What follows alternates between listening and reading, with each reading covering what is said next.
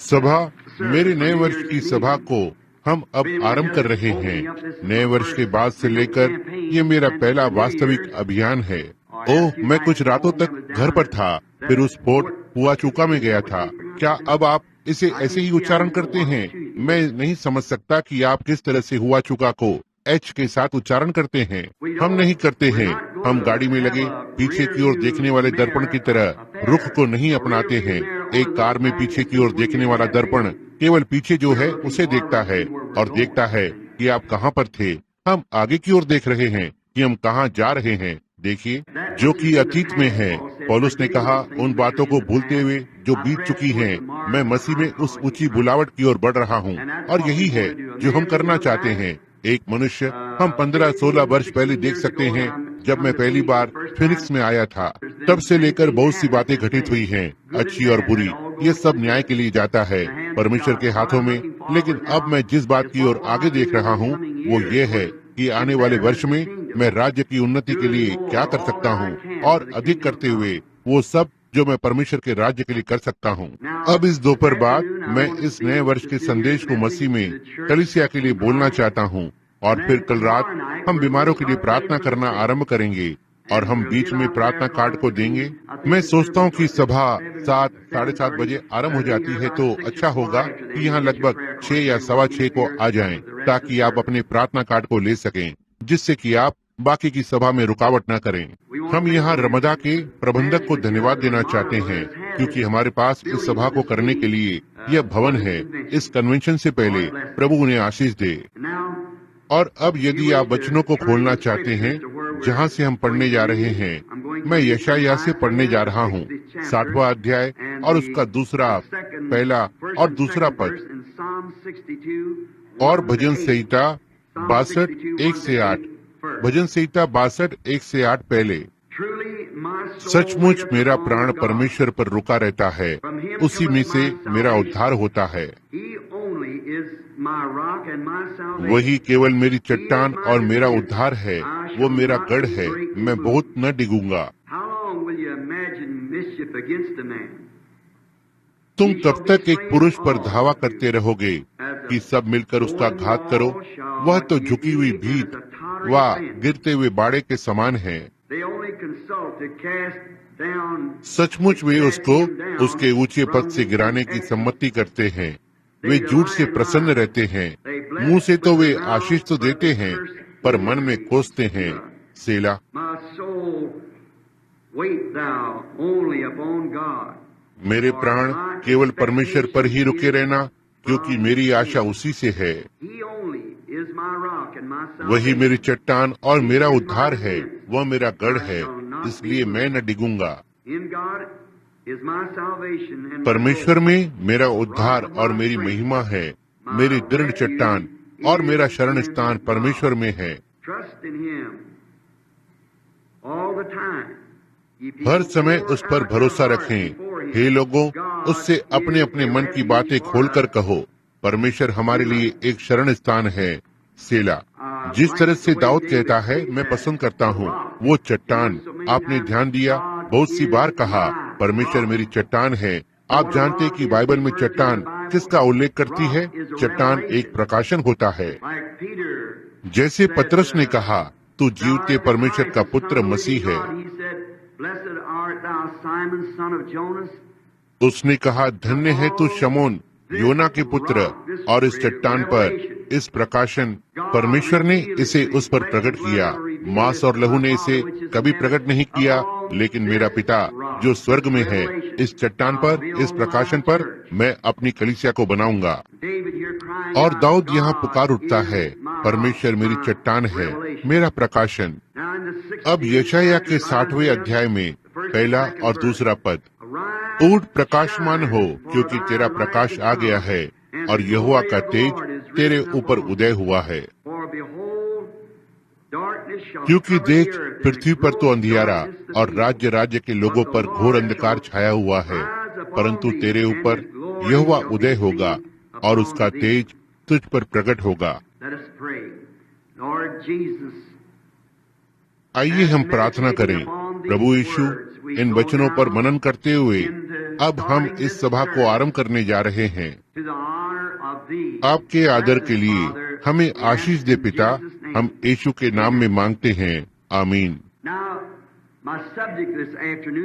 अब इस दोपहर बाद मेरा विषय एक शब्द है, शालोम। इब्रानी में इसका अर्थ होता है शांति। शांति या यह एक शुभकामना है, यह एक तुम्हें शांति मिले है या अभिवादन, सुप्रभात, किसी प्रकार की एक शुभकामना। लेकिन जो मुख्य शब्द मैंने यहाँ इब्रानी में पाया, इसका मतलब वहाँ बहुत सारी चीजें हैं, लेकिन सब एक ही चीज से संबंधित रखता है, शांति। जैसा कि हम इस नए वर्ष का सामना कर रहे हैं, हम दोनों का सामना कर रहे हैं। जैसा कि मैंने पढ़ा है, अंधकार और उजियाला।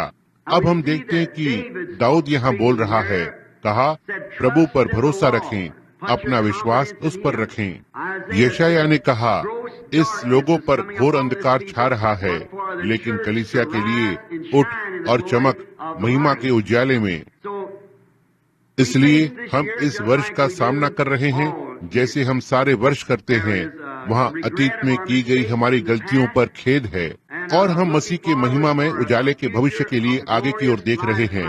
कोई संदेह नहीं, यदि हम इस वर्ष में से होते हुए जीते हैं तो हम बहुत सी गलतियों को पाएंगे जो हमने की हैं। इसकी अपेक्षा करते हैं, क्योंकि हर चीज के साथ अच्छे और बुरे दोनों पहलू होते हैं। यही औसत का नियम है जिसके द्वारा हम यहाँ इस जीवन में जीते हैं। लेकिन हम बहुत ही खुश हैं कि हमारे पास एक बिचवाई करने वाला है जो परमेश्वर के दाहिने हाथ पर बैठा है, ताकि बिचवाई के काम को करे। जब हम अपनी गलतियों को स्वीकार करने की इच्छा रखते हैं कि हमने गलत किया है, तब वो उन्हें क्षमा करता है। वो अनुग्रह और दया से भरा हुआ है कि हमें उन गलतियों के लिए क्षमा करे। इस घोर अंधकार पर मैं पहले बोलना चाहता हूँ, जो कि वहाँ आज संसार में बहुत अधिक है और हर समय अंधकार और अंधकार बढ़ता ही जा रहा है। हर वर्ष हम पाते हैं कि यह संसार अंधकार में होता जा रहा है। आत्मिक रूप से बोल रहा हूँ, क्योंकि लोग अंधकार में टटोलते फिर रहे हैं। पाप बढ़ता जा रहा है। हमने जो कुछ भी हाल ही में झेला है, जैसे राष्ट्रपति की हत्या और इस तरह की अन्य घटनाएं, और ठीक यहाँ हमारे देश में लोगों की हत्याएं हुई हैं, जहाँ आधुनिक सभ्यता के इस दौर में हमने कभी नहीं सोचा था कि ऐसी घटनाएं होंगी, लेकिन ये हमारे सामने हो रही हैं, क्योंकि घोर अंधकार लोगों पर छाया हुआ है। अब वे लोग जो उजाले की ओर नहीं मुड़ेंगे। तब केवल एक ही बात है जो मैं आने वाले वर्ष के लिए कह सकता हूँ। जैसे जैसे वर्ष बीत रहा है, आप और अधिक अंधकार में उतरते जाएंगे। लेकिन जो लोग इस नए वर्ष पर प्रकाश की ओर मुड़ेंगे, वे और अधिक उज्जवल होते जाएंगे, उस सिद्ध दिन की ओर जिसके लिए हम देख रहे हैं, उसका प्रकट होना, जहाँ सारा अंधकार धुंधला हो जाएगा। और इसका कारण है, इसलिए मैं आज जीवित परमेश्वर की कलीसिया से कहता हूँ, शालोम, क्योंकि हम उसके उजियाले हैं। यीशु ने कहा, तुम जगत के उजियाले हो। अब भविष्यवक्ता ने कहा, इस लोगों पर घोर अंधकार छाया है। संसार के लोगों पर घोर अंधकार है। क्या आपने ध्यान दिया है, पिछले कुछ वर्षों में आप में से कुछ पुरुष और महिलाएं जो मेरी उम्र के आसपास हैं, कि कैसे हर वर्ष ऐसा दिखाई देता है जैसे कि अंधकार अधिक से अधिक बढ़ता जा रहा है। मैं एक दिन बोल रहा था और मैंने अपनी पत्नी से कहा, तुम जानती हो, ये ऐसा दिखाई देता है जैसे जैसे वर्ष बीत रहे हैं, और जैसा कि बस ऐसा दिखाई देता है कि लोग वास्तविक चीज से और दूर होने लगे हैं, जिसके लिए उन्हें और नजदीक आना चाहिए। मैंने ध्यान दिया है, लोगों के बीच में बाहर सड़कों की ओर देखो और अधिकांश महिलाओं के बीच में उनकी इच्छाएं की ओर देखो, और वे क्या करना पसंद करती हैं, और वे हर समय उनके दृष्टिकोण को बदल रही हैं। पुरुष और अधिक महिलाओं के समान होता जा रहा है और महिलाएं और अधिक पुरुष के समान होती जा रही हैं, और ऐसा दिखाई देता है कि इसे रोकने का कोई तरीका नहीं है। मैं राष्ट्र को पार करके इस बात के विरोध में प्रचार करता हूँ और अगले वर्ष वापस आता हूँ, और यह उससे भी बदतर होता है जब मैंने इसे आरंभ किया था। यह वे लोग सही करना तो चाहते हैं, लेकिन वे वहाँ इसके विषय में कुछ तो ऐसा है जो उन्हें सही करने नहीं देता। यह बस उन पर दबाव डालता है, उन्हें मजबूर करता है। ये सारी पृथ्वी पर एक घने कोहरे के समान है, केवल फिनिक्स में ही नहीं, लेकिन बल्कि पूरी दुनिया पर वहाँ ऐसा दिखाई देता है जैसे कोई गहराता हुआ अंधकार छा रहा है, और हर समय अधिक घना और घना होता जा रहा है। बस सच्चे पुरुषत्व को सच्चे स्त्रीत्व को दबा रहा है। मैं स्वाभाविक में बात कर रहा हूँ, और वे ऐसा प्रतीत होता है कि यह अधिक से अधिक कलीसियाओं के अंदर आ रहा है। और फिर जब आप उठकर और इसके विरोध में कुछ तो कहते हैं, तब वे आपको ऐसा करने के लिए दोषी ठहराते हैं। देखिए, आप इसे आते हुए देख सकते हैं, और फिर जब आप इसके विरोध में बोलते हैं तो कोई तो इसे गलत समझने लगता है। कभी कभी स्त्रियां इसे गलत समझती हैं, पुरुष इसे गलत समझते हैं, गलत दृष्टिकोण से लेते हैं। कभी कभी मनुष्य, भला मनुष्य, उन्हें ऐसी चीजों का सामना करना पड़ता है ताकि वे उस धार्मिक व्यवस्था में अपने पदों और अधिकारों को बनाए रख सकें जिससे वे जुड़े हैं, क्योंकि यदि वे नहीं करते हैं तो उन्हें बाहर निकाल दिया जाता है और फिर वे अपने दम पर अकेले रह जाते हैं। और फिर एक बार कुछ लोगों से बाहर निकाल दिया जाता है, उसके बाद किसी और के साथ जाना कठिन होता है, क्योंकि जब वे एक बार जान जाते हैं कि आप इस दूसरे झुंड से संबंध रखते हैं, तब यहाँ पर क्या हुआ?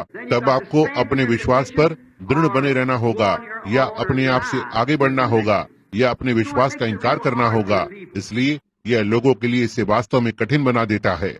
और ऐसा दिखाई देता है कि ऐसा समय है, आप असली मजबूती और सच्चाई को नहीं देख सकते हैं जैसे मनुष्य को होना चाहिए।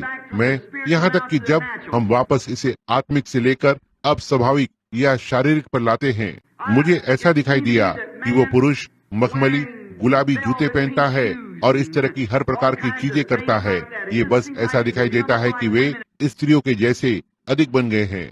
और स्त्रियां सिगरेट पी रही हैं, अब तो उन्होंने सिगार को ले लिया है, और वे बस और पुरुष के समान अपने बाल को काटती हैं। और ऐसा दिखाई देता है कि वो कोमल नारी स्त्रीत्व कुछ तो चला गया है, और वास्तविक पुरुषत्व वाला पुरुष चला गया है। ऐसा लगता है कि दूसरी ओर उसका सारा ध्यान किसी तो बुरी चीज पर लगा रहता है। मैं सोचता हूँ ये लगभग वैसा ही है जैसा कि आरंभ में था। मनुष्य के हृदय में हर एक विचार निरंतर बुरा होता जा रहा है। हमारे कार्यक्रम टेलीविजन और रेडियो बिना सेंसर के हैं। लोग कुछ भी कह सकते हैं, लगभग जो वे चाहते हैं। यहाँ तक कि गाली देते हैं और गंदे अश्लील चुटकुले बोलते हैं, जो कि साधारण रूप से नहीं बोलना चाहिए, नहीं कर सकते, न ही इसे एक शराब खाने में बोला जाना चाहिए। फिर भी वे इसे टेलीविजन और रेडियो पर बोल सकते हैं और इसे सीधे लोगों के घरों में भेज सकते हैं। ऐसा दिखाई देता है कि घोर अंधकार सारी चीजों पर छा गया है। ऐसा दिखाई देता है कि सारा संसार दूषित हो गया है। अब वर्षों से मैं एक मापदंड को थामे रखने की कोशिश करता रहा हूँ, जो परमेश्वर का वचन है, और आने वाले इस वर्ष में मैं उस मापदंड को थामे रखने के लिए पहले से कहीं अधिक दृढ़ संकल्प हूँ जितना अपने जीवन में कभी नहीं था। देखो, उस वचन के साथ बिल्कुल सीधे और डटकर खड़ा रहूंगा। अब मैं आशा करता हूँ कि किसी भी उनके मन में आता है कि मैं यह सब खुद को बुद्धिमान दिखाने के लिए कर रहा हूँ, तब भाई बहन, आप निश्चित रूप से गलत हैं। मैं यह इसलिए कर रहा हूँ क्योंकि यह मेरा कर्तव्य है। मेरा कर्तव्य कि उस वचन के साथ बने रहूं।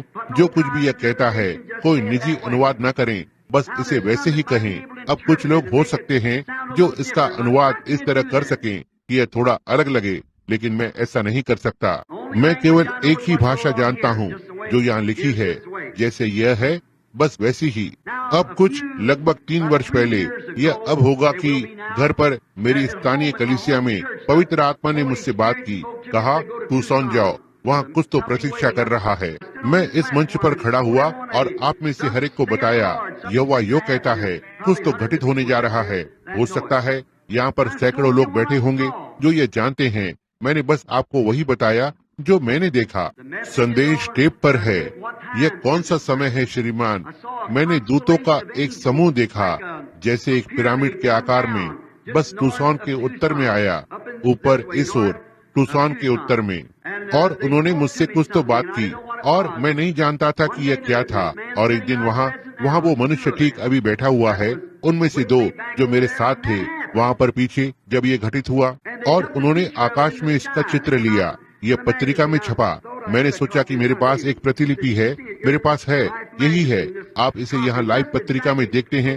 यह प्रतिलिपि बिल्कुल ठीक उसी तरह से जैसे पवित्र आत्मा ने कहा था कि यह होगा। और वहाँ वे 7 दूत वैसे ही खड़े थे, बिल्कुल ठीक जैसे कि आप मुझे यहाँ खड़ा हुआ देखते हैं। और मुझे बताया कि मैं अपने घर वापस जाऊँ, कि वे रहस्य जिन्हें सुधारक लोग उन युगों में से होते हुए लेने में असफल रहे थे, बाइबल के रहस्य जो कि 7 मोहरों ने पकड़े हुए थे, प्रकट हो जाएंगे। मैं किसी को भी चुनौती देता हूँ, उन 7 मोहरों को ले और उनकी ओर ध्यान दे और उनके साथ एक गलती को भी ढूंढ कर बताए।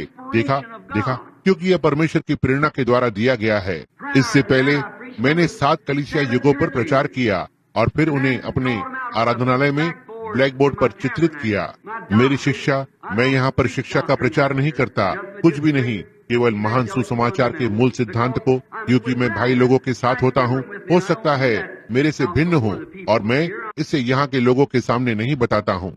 मैं बस वचन के वास्तविक मूल सिद्धांतों पर बने रहने की कोशिश करता हूँ, जैसा कि हम क्या विश्वास करते हैं। लेकिन मेरे आराधनालय में वे इसे टेप करते हैं। यदि आप इस टेप को चाहते हैं तो आपको ये मिल सकता है। यदि आपका पास्टर नहीं चाहता कि आपके पास यह टेप हो तो इसे ना लें। देखिए, ये आप पर निर्भर करता है। लेकिन वहाँ 7 कलीसिया युगों पर प्रचार करते हुए और परमेश्वर से स्वीकृति पाने की आवश्यकता थी, उन्हें चित्रित करते हुए कि कैसे अंधकार कलीसिया के अंदर आता है। नीसिया में और कलीसिया के दूत, वे संदेशवाहक, यह अवश्य ही सही रहा होगा, क्योंकि जैसे ही मैंने उन्हें अंतिम कलीसिया युग में चित्रित किया, रविवार की सुबह को 11 बजे वो महान उजियाला भवन में नीचे उतर आया। लगभग जितने लोग यहाँ बैठे हुए थे उनके सामने नीचे आकर और अपने आप में दीवार के किनारे पर जगमगाने लगा।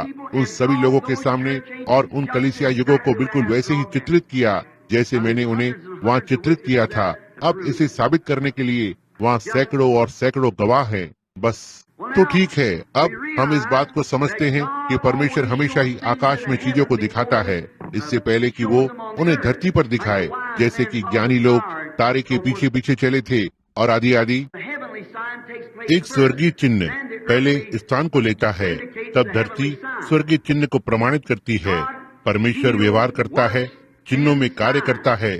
चिन्हों और अद्भुत कार्यों में उन्हें हर जगह विश्वासियों का अनुकरण करना है।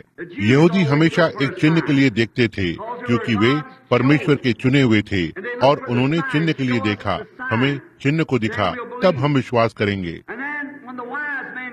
और तब जब ज्ञानी पुरुष अपनी कहानी के साथ आए, वे मजूसी मसीह के जन्म की ठीक नए वर्ष पर,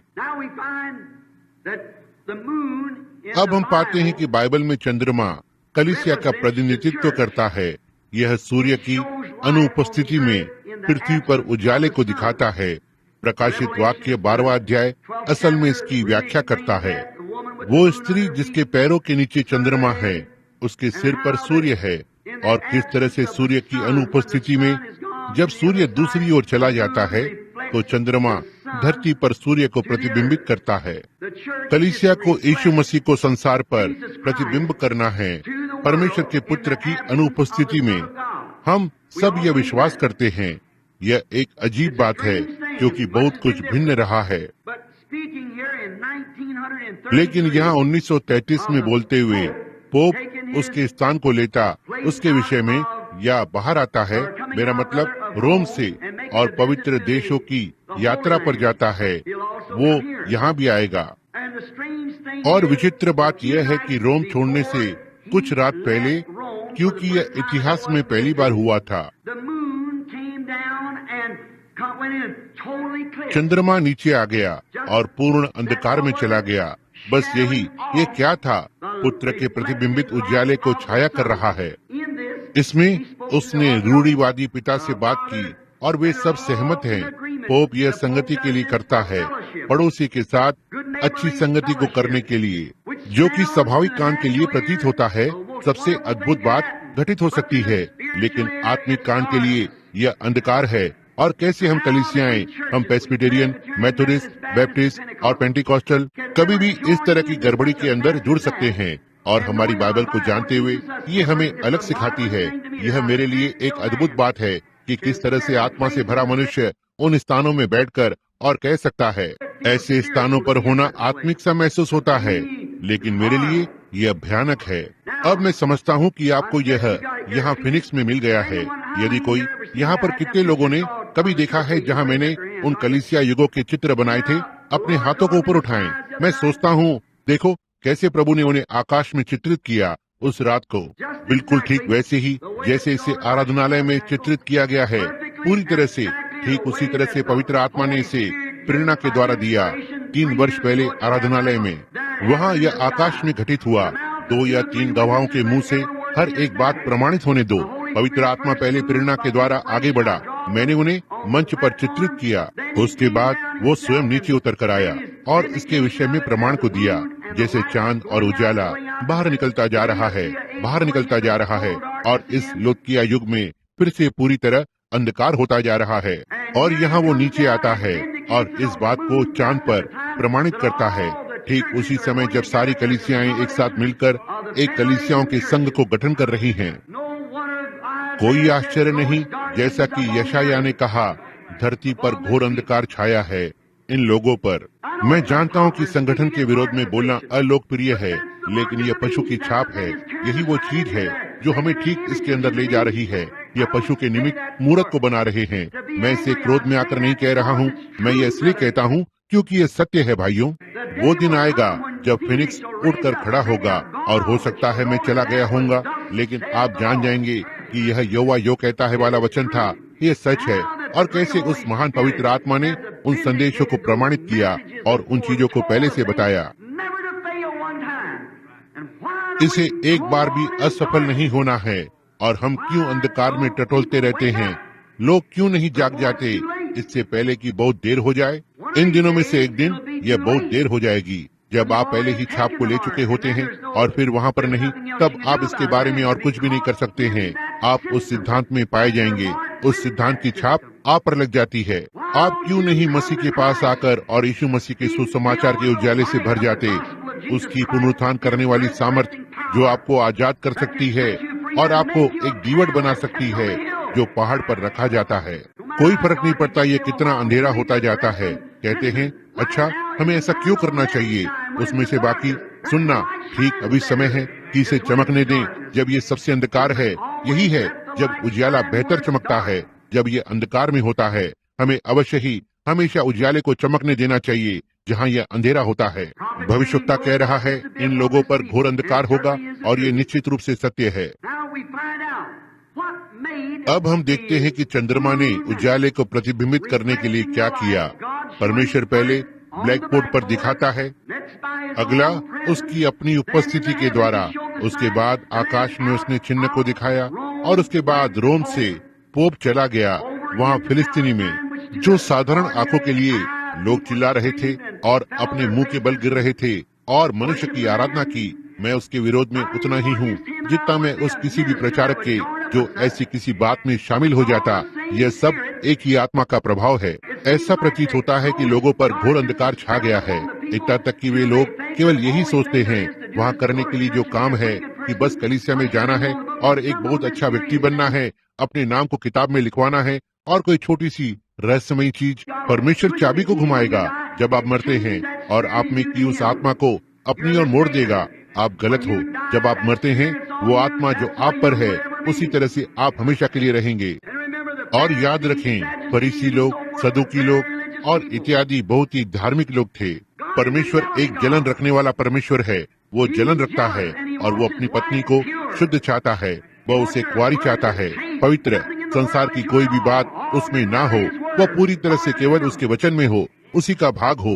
हमें अवश्य ही उसके वचन का ही एक भाग होना है, न ही संस्था का भाग लेकिन वचन का भाग, न ही कलीसिया का भाग लेकिन दुल्हन का भाग। कलीसिया दोषी ठहराई गई है। हम जानते हैं कि वो बाहरी अंधकार में जाती है, लेकिन दुल्हन ऊपर उठाई जाती है। अब यदि लोग केवल कुछ क्षणों के लिए जाग सकें और समझ पाएं कि वो महान बात क्या है, यह अभिमान है जो ऐसा करता है। यह वे लोग हैं जो बाकी संसार की तरह जाना चाहते हैं। आप ऐसा नहीं कर सकते, आप संसार के नहीं हैं। क्या आपको लगता है कि एक स्त्री जो अपने शव के ताबूत में पड़ी है, उसे इस बात को जानने की फिक्र होगी कि उसके गीले बालों को संवारा गया था या नहीं, या जो भी आप इसे बालों की शैली को कहना चाहें? क्या आपको लगता है कि एक स्त्री जो एक शव के ताबूत में पड़ी हुई है, वो इस बात पर ध्यान देगी कि उसने कैसे कपड़े पहने हैं? या कोई पुरुष ऐसा सोचेगा? वे ऐसा नहीं करेंगे। और यही कारण है कि आज हमें अपने पड़ोसियों की नकल करना पड़ता है, और इतनी सारी चीजें जीवन में आ गई हैं, या कोई हॉलीवुड का सितारा, या कोई फैशन, या ऐसा ही कुछ, क्योंकि हम अभी तक मसीह और उसके वचन के लिए नहीं मरे हैं। कलीसियाओं के साथ क्या मामला है? हम अंधकार में हैं, अंधकार में टटोल रहे हैं। कहा लोगों पर घोर अंधकार होगा, अभी लोगों पर घोर अंधकार है। इस सब का क्या अर्थ है? इसका अर्थ यह है कि जब संसार जिससे चंद्रमा की रोशनी फीकी पड़ गई, यह इसलिए था क्योंकि वो सूर्य धरती सूरज की छाया में आ गई, जो खुद को धरती पर प्रतिबिंबित कर रहा था। संसार छाया या अंधकार में चला गया है। यही समस्या कलीसिया के साथ भी है। प्रेस्बिटेरियन, मेथोडिस्ट, पेंटिकॉस्टल के साथ यही समस्या है। यही समस्या हम सबके साथ है। संसार उस उजाले को रोक देता है जिसे हमें प्रतिबिंबित करना चाहिए। यह घूमकर उस उजाले के रास्ते में आ जाता है, और जब यह एक दूसरे के सामने से गुजरते हैं तो यह उस पर अंधकार डाल देता है। और संसार कलीसिया के अंदर आ गया है, संप्रदाय के नाम में, किसी मत सिद्धांत के नाम में, और हम धार्मिक हैं और हम ये सब हैं और ये सब हैं, लेकिन फिर भी यह मसीह के पुनरुत्थान की सामर्थ को अस्वीकार करता है, जो उसके वचन को आज के समय के लिए की गई भविष्यवाणी को प्रमाणित करती है। वहाँ केवल परमेश्वर के वचन के जरिए से ही उजाला हो सकता है। हम ये जानते हैं। परमेश्वर ने आदि में कहा वहाँ उजाला होने दो, और वहाँ पर उजाला था, उसके वचन का प्रमाण जो उसने बोला था। अंधकार पूरी तरह अंधेरा छा गया। संसार सूरज से चांद की ओर आने वाले प्रतिबिंब के बीच में आ गया और उसे पूरी तरह अंधकार कर दिया। बिल्कुल ठीक ऐसा ही है जो स्वाभाविक में हुआ है या आत्मिक में, जैसा कि यह स्वाभाविक में घटित हुआ, पूर्व छाया, और हमें बताया ठीक यही है जो घटित हुआ है। अब आप देखते हैं कि यह किस तरह से अंत में आता है। तुम में से कई युवा लोग बहुत बूढ़े नहीं होंगे तब तक जब तक वे इसे नहीं देखेंगे। वैसे भी यदि आप 3 या 4 वर्ष और जीवित रहते हैं। अब चांद, हम लौदकिया कलीसिया युग में हैं। लौदकिया कलीसिया युग में, जो अन्य सारी कलीसियाओं में से लौदकिया अंत में गुनगुना कलीसिया युग है, जहाँ मसीह कलीसिया के बाहर था। कोई भी बाइबल का पढ़ने वाला यह जानता है। प्रकाशित वाक्य 3, वह कलीसिया के बाहर था, अपने रास्ते को फिर से वापस लेने की कोशिश कर रहा था, और कभी भी नहीं कहा कि वो अंदर आ गया। लेकिन जितनों ने उससे प्रेम किया, उसने फटकार लगाई और ताड़ना दी। संदेश उन्हें फटकार लगाएगा और ताड़ना देगा जिनसे उसने प्रेम किया। अब वो खटखटा रहा था, अंदर आने की कोशिश कर रहा था। अंधकार ने इसे बंद कर दिया। बिल्कुल ठीक वही जो घटित हुआ है। वो उजाला जो चमक रहा है, जल्द ही अवश्य ही पूरी तरह से बंद हो जाएगा। ये सब मिलकर प्रभु के निमित्त एक मूरत को बनाएंगे, और हम जानते हैं कि इसका क्या अर्थ है। यही वो अंत का समय है। परमेश्वर ने आदि में उजाले को अंधकार से अलग किया, और फिर से यही है जो परमेश्वर कर रहा है। परमेश्वर उजाले को अंधकार से अलग करता है। आदि में उसने कहा उजाला होने दो। अब याद रखें, वहाँ परमेश्वर के वचन के बाहर कोई उजाला नहीं हो सकता है। वही सूर्य, वहाँ पर परमेश्वर का वचन है जो प्रमाणित हुआ है। पृथ्वी के ऊपर घोर अंधकार छाया हुआ था। पृथ्वी पर कोहरा और धुंध था, और परमेश्वर ने कहा उजाला होने दो। अब क्या होगा यदि उजाला नहीं आता है? तब उसके बोलने से कोई लाभ नहीं होगा। लेकिन जब उसने कहा उजाला होने दो और उजाला अस्तित्व में आ गया, यह प्रमाणित करता है कि उसका वचन सही था। उसी उजाले के द्वारा आज हम जी रहे हैं।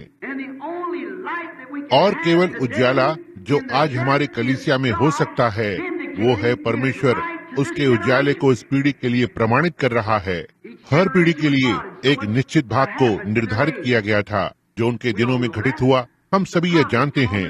भविष्यवक्ता दृश्य पर आए, वे प्रभु का वचन उनके पास आया, इसे समझा गया। एक भविष्य दृष्टा पुराने नियम में इसका अर्थ है वो एक जिस पर वचन प्रकट हुआ है, और वे इसे कैसे जानते हैं? क्योंकि वह आने वाली चीजों को पहले से जानता है। तब प्रभु का वचन उनके पास आया। हर एक युग में यीशु ने यूहन्ना से कहा, यूहन्ना के विषय में, वह कुछ समय के लिए उज्जवल और चमकता हुआ उजाला था।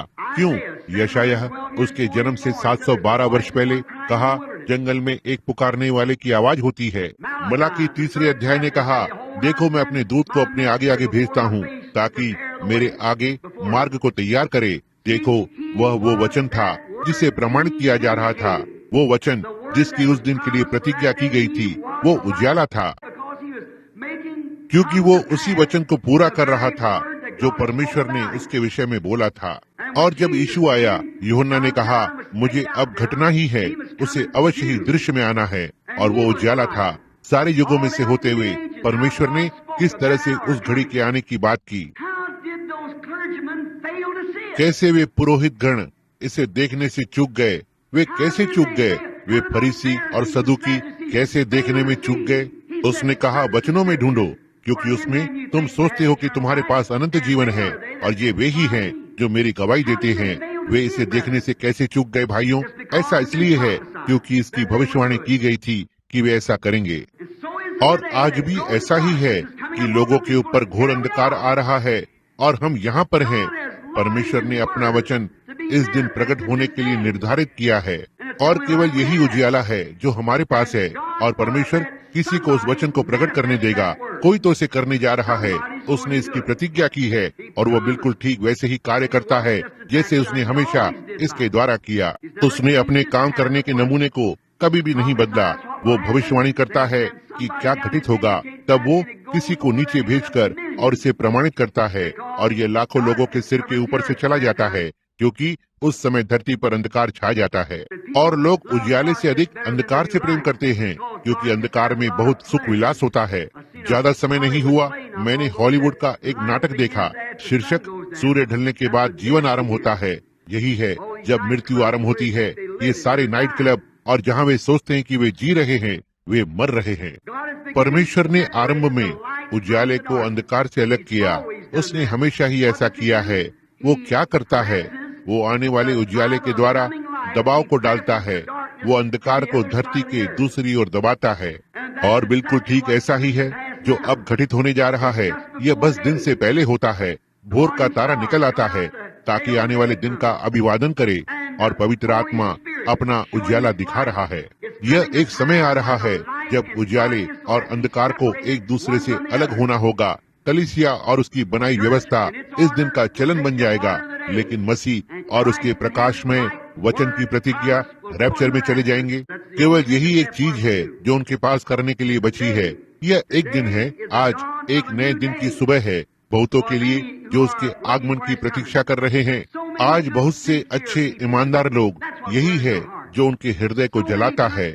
बहुत सारे अच्छे ईमानदार लोग हैं, जैसे मरियम और यूसुफ। वे पर्व से आ रहे थे और वे यीशु को भूल गए। बहुत से लोग आज भी यही काम करते हैं, यह सोचते हुए कि वो उनके साथ है। अब मैं इस छोटे से उजाले को आपके लिए रखना चाहता हूँ, ताकि आपको दिखा सकूं कि परमेश्वर का वचन कितना अचूक है। हम सब यहाँ इस दोपहर बाद, जो कि मसीही लोग हैं, विश्वास करते हैं कि यीशु मसीह परमेश्वर का वचन था जो प्रकट हुआ। हम विश्वास करते हैं कि वो कुंवारी से जन्मा था। वो भवन था जिसमें सर्वशक्तिमान परमेश्वर यहाँ धरती पर वास करता था।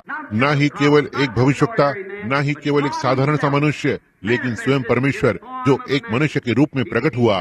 वो इमैनुअल था, परमेश्वर हमारे साथ। हम इसे अपने पूरे हृदय से विश्वास करते हैं। और अब ध्यान दें, जब मार्था, या मेरा मतलब है मरियम और यूसुफ, यह सोचते हुए कि यीशु उनके साथ था, वे बस ऐसा समझ रहे थे कि वो उनके साथ था। सोच रहे थे सब कुछ ठीक ही होगा, वो तो निश्चय ही हमारे साथ होगा। लेकिन दुख की बात है कि उनसे गलती हुई थी, वो नहीं था। बहुत सारे अच्छे लोग आज ऐसे ही हैं। वे सोचते हैं, वे घड़ी को निकट आते हुए देखते हैं, वे जानते हैं कि कुछ तो घटित होने वाला है। वे क्या करते हैं? वे कलीसिया में जाते हैं, यह सोचते हुए कि वो उनके साथ है। वे प्रचारक से हाथ मिलाते हैं, सोचते हुए कि उन्हें बस इतना ही करना है, वो उनके साथ है। पुष्टि करके या एक निश्चित तरीके से बपतिस्मा लेते हैं, यही सब उन्हें करना है। वे सोच रहे हैं कि यीशु उनके साथ है। भाइयों बहनों, बिल्कुल वैसे ही जैसे पुराने समय के मरियम, यूसुफ, सच्चे ईमानदार लोग, फिर भी वे इस गलती में हैं। आपका जीवन साबित करता है कि यीशु आपके साथ है या नहीं है। आपका जीवन दिखाता है कि क्या वो यहाँ आपके अंदर कार्य कर रहा है। आप वास्तव में क्या हैं, या वो अभी भी अपने स्वर्ग में है या नहीं। जो काम मैं करता हूँ तुम भी करोगे। आपके अंदर भला कैसे मसीह हो सकता है, और फिर वही आत्मा जो आप में है उसके वचन का इनकार करे, बजाय इसके वो एक संप्रदाय को अपनाता है। ऐसा नहीं कर सकता। वो अपने ही वचन का इनकार करने के द्वारा स्वयं को पराजित कर लेगा। क्या सिर्फ इसलिए कि किसी ने इसका गलत अनुवाद किया? आपके पास बाइबल है, आप भी किसी और की तरह उसे पढ़ सकते हैं। ईमानदार बने। दाऊद ने कहा, उसे हमेशा ही अपने सामने रखें। जान लो कि जब हम इस नए वर्ष का सामना कर रहे हैं तो हम मसीह के पुनरुत्थान की सामर्थ्य द्वारा उसका सामना कर रहे हैं। वो निरंतर मेरे सम्मुख रहता है, मैं न हटूंगा। ध्यान दें, वचन कितना अचूक है। मरियम और जोसेफ, अब आपके लिए मेरे प्रिय कैथोलिक मित्रों, जिन्होंने कहा कि मरियम परमेश्वर की माता थी, मरियम तो यहाँ तक यीशु की माँ भी नहीं थी। परमेश्वर की माँ होने की तो बात ही छोड़ दें, वो कैसे हो सकती है? सही है, एक बार भी उसने उसे माँ के रूप में संबोधित नहीं किया, बिल्कुल भी नहीं। वे एक बार उसके पास आए और कहा, तुम्हारी माँ और भाई बाहर प्रतीक्षा कर रहे हैं। उसने अपनी सभा की ओर देखा, कहा, कौन मेरी माँ, कौन मेरा भाई?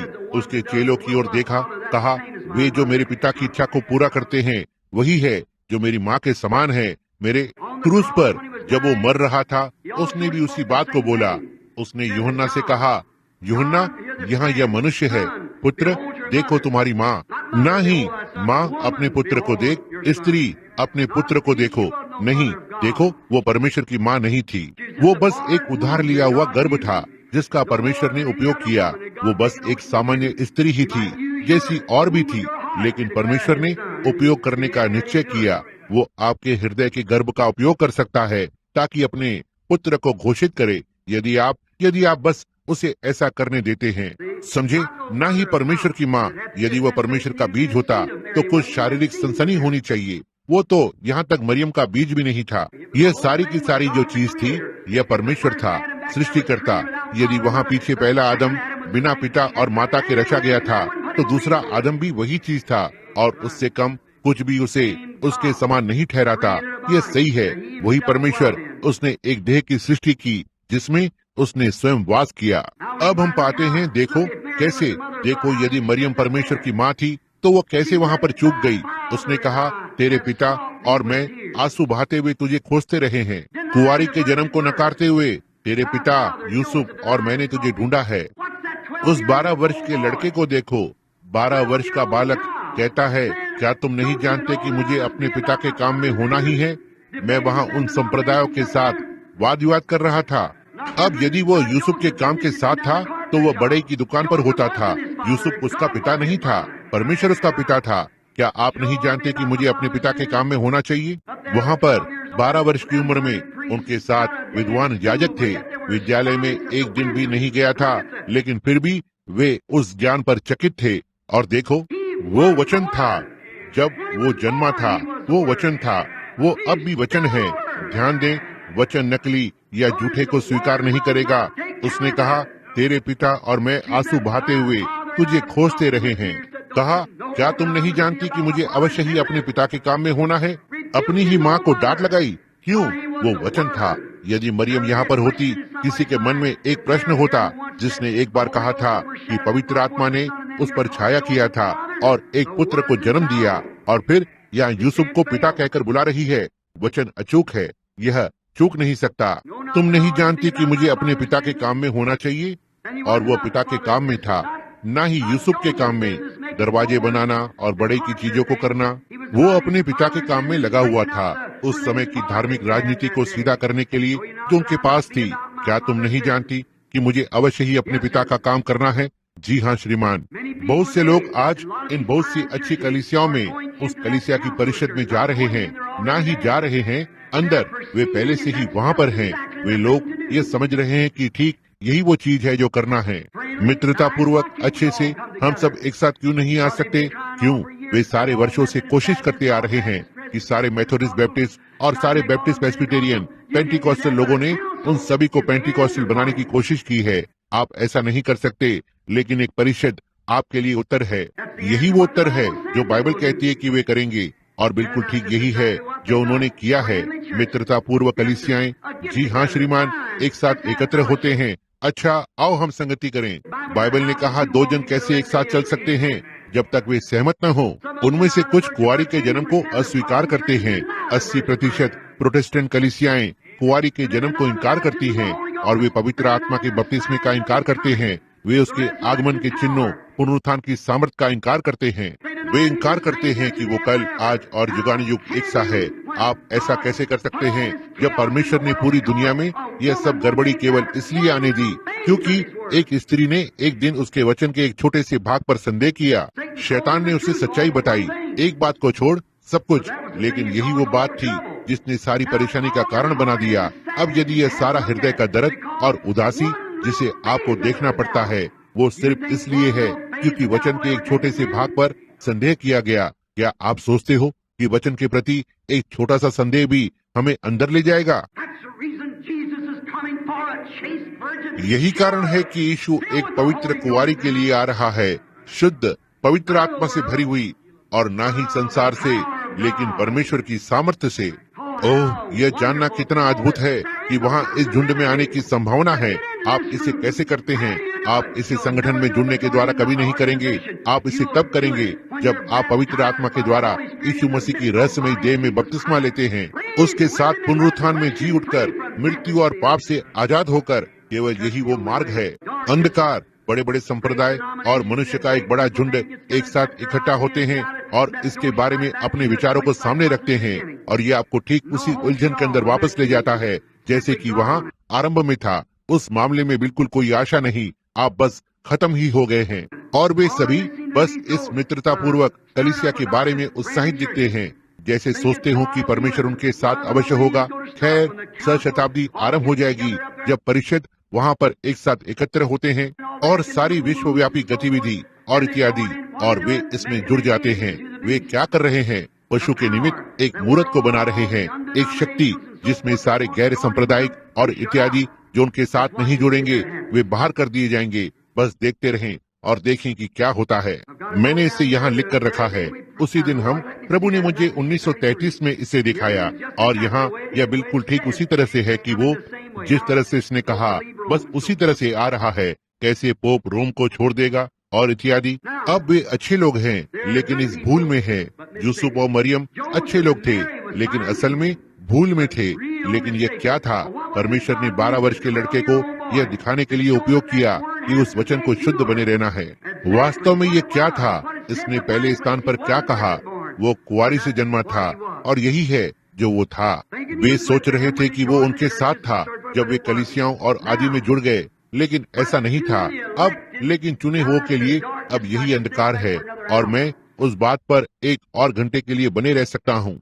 लेकिन चुने हुए, बहुमूल्य और बुलाए गए परमेश्वर के संतों, मैं आपसे कहता हूँ इस आने वाले वर्ष में शालोम, परमेश्वर की शांति मिले। वो घड़ी यहाँ पर है। काश मैं वहाँ होता उस समय जब संसार की सृष्टि हुई थी, और नीचे की ओर देखता और सारी चीज को देखता, और पिता ने मुझसे कहा होता था तुम किस दिन में रहना चाहोगे? मैं कहता अभी, ठीक अभी। यही वो घड़ी है। यह सबसे महान घड़ी है जिसमें कलीसिया ने अब तक प्रवेश किया है, ठीक उस समय से पहले जब दूल्हा आने वाला है। ओह, जीवित परमेश्वर की सच्ची कलीसिया को आग में होना चाहिए, जलते हुए सुसमाचार के उजाले के साथ जो उनके बीच में प्रमाणित हो रहा है। उठ और प्रकाशमान हो, क्योंकि तेरा उजाला आया है। इस दिन का उजाला, यशाया उसके दिन का उजाला था, नूह उसके दिन का उजाला था। क्यों? उसके पास प्रकट हुआ वचन था, और सुसमाचार इस दिन के लिए बाइबल के वचन ही इस दिन का उजाला है। क्या ही महिमामय समय है जिसमें हम जी रहे हैं। अब सुप्रभात का अर्थ होता है शांति। अंधकार एकत्र हो रहा है। यह किस लिए एकत्र हो रहा है? उजाले को दिखाने के लिए। यशाया 61, उठ और प्रकाशमान हो, क्योंकि तेरा उजाला आया है। यही कारण है कि मैं कह सकता हूँ शालोम। वो उजाला आपके पास आया है, परमेश्वर की शांति चुनी हुई स्त्री के लिए, चुनी हुई महिला के लिए, वे जिन्हें परमेश्वर ने जगत की बुनियाद डालने से पहले बाहर बुलाया और उसके लिए ठहराया। उनमें से बाकी लोग इसे कभी नहीं देख पाएंगे। वे इसके बारे में कभी भी कुछ नहीं जान पाएंगे। बाइबल ऐसा कहता है, और यीशु ने कहा कोई भी मनुष्य मेरे पास नहीं आएगा जब तक मेरा पिता उसे पहले ना खींच ले, और वे सब जिसे पिता ने मुझे दिए हैं वे आएंगे। यही है। वहाँ यहूदा खड़ा हुआ था। यहाँ उजाला चमक रहा था, लेकिन उसके हृदय में पीछे अंधकार का बीज था। जब निर्णायक फैसला आया तो अंधकार दिखाई दिया। यहाँ एक बुजुर्ग छोटी सी स्त्री थी जो यहाँ ऊपर से पूरी तरह से अंधकार में थी, लेकिन भीतर यहाँ नीचे एक पहले से ठहराया हुआ बीज था। और जब उजाला आया, इसने अंधकार को तितर बितर कर दिया और यह प्रकट हो गया। हम जानते हैं कि मसीहा आ रहा है, और जब वो आता है तो वो हमें इन बातों को दिखाएगा। यीशु ने कहा मैं वही हूँ, लेकिन यहूदा ने इस पर संदेह किया। फिर भी उसे उजाले में चलना चाहिए था। देखो, यहाँ ऊपर का उजाला कोई मायने नहीं रखता। यह उजाला जो यहाँ अंदर होता है, जो मायने रखता है, वो उजाला यहाँ पर चलेगा और संगति करेगा और हर एक चीज को। लेकिन जब परमेश्वर की सच्ची सामर्थ अंदर आती है तो यह इस मरे हुए बीज के पास वापस नहीं आ सकती है। यह एक संप्रदाय में प्रतिबिंबित होगी।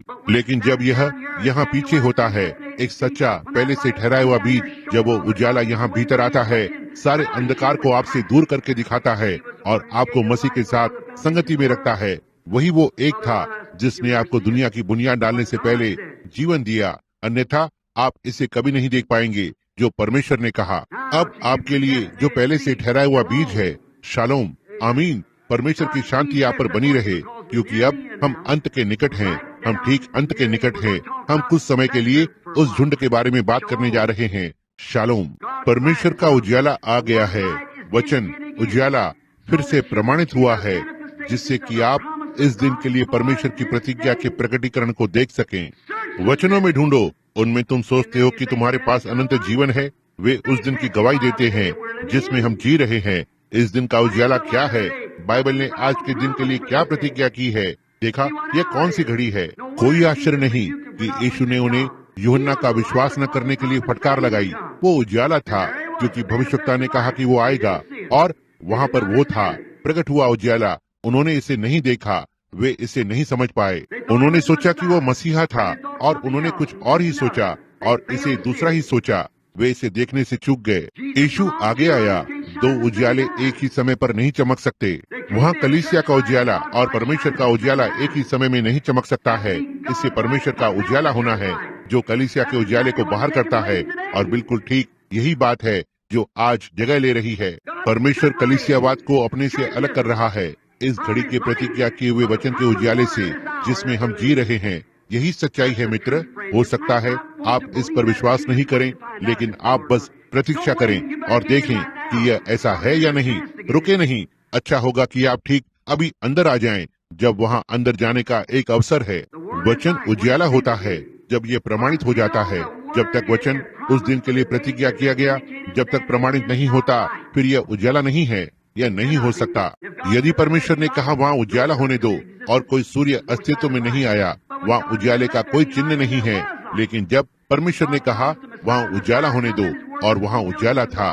जब परमेश्वर ने एक मसीहा की प्रतिज्ञा की, मसीहा आया, तब उसका वचन पूरा हुआ था, और वो उस घड़ी का उजाला था। जब उसने नूह से प्रतिज्ञा की, और उसने दूसरों से प्रतिज्ञा की, और आगे वे उस घड़ी के उजाले थे। और वहाँ आज इस घड़ी का एक उजाला है। यही है यीशु मसीह, जो उसके पुनरुत्थान की सामर्थ्य में है। उसका वचन जिसकी आज के दिन के लिए प्रतिज्ञा की गई है, जो काम मैं करता हूँ तुम भी करोगे, तुम इससे भी बढ़कर करोगे, क्योंकि मैं पिता के पास जाता हूँ। बड़े काम, उससे भी बड़े बड़े काम जो उसने किए। क्या आप इसे विश्वास करते हैं? मैं इसे विश्वास करता हूँ। यह नम्र दिखाई देता है। ऐसा दिखाई देता है कि यह लोगों के सिर के ऊपर से चला जाता है। देखिए, जब वो यहाँ धरती पर था, आप कैसे बढ़कर काम कर सकते हैं। मैंने इसका बहुत सी बार अनुवाद किया है, अधिक, लेकिन वही चीज पढ़कर उसने संत यूहन्ना 14:12 में कहा, इससे भी बढ़कर काम तुम करोगे। क्या आपने ध्यान दिया? जब वो पानी को दाखरस बनाने के लिए गया, तो उसने पहले पानी को लिया, एक पहले से ही बनाया हुआ पदार्थ, और इसे दाखरस में बदल दिया।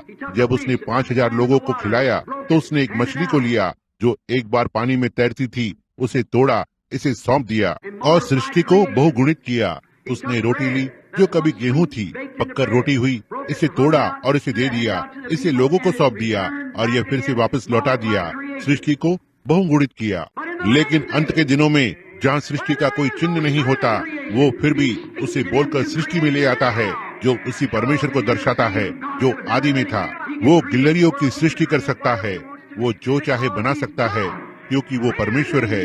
तुम इससे भी बढ़कर काम करोगे, क्योंकि मैं अपने पिता के पास जाता हूँ। वचन अचूक है, और इसे प्रकट होना ही है, और इसे पूरा होना है। तुम इससे भी बढ़कर करोगे, ना ही बहुगुणित करना, लेकिन बोलकर सृष्टि में लाना।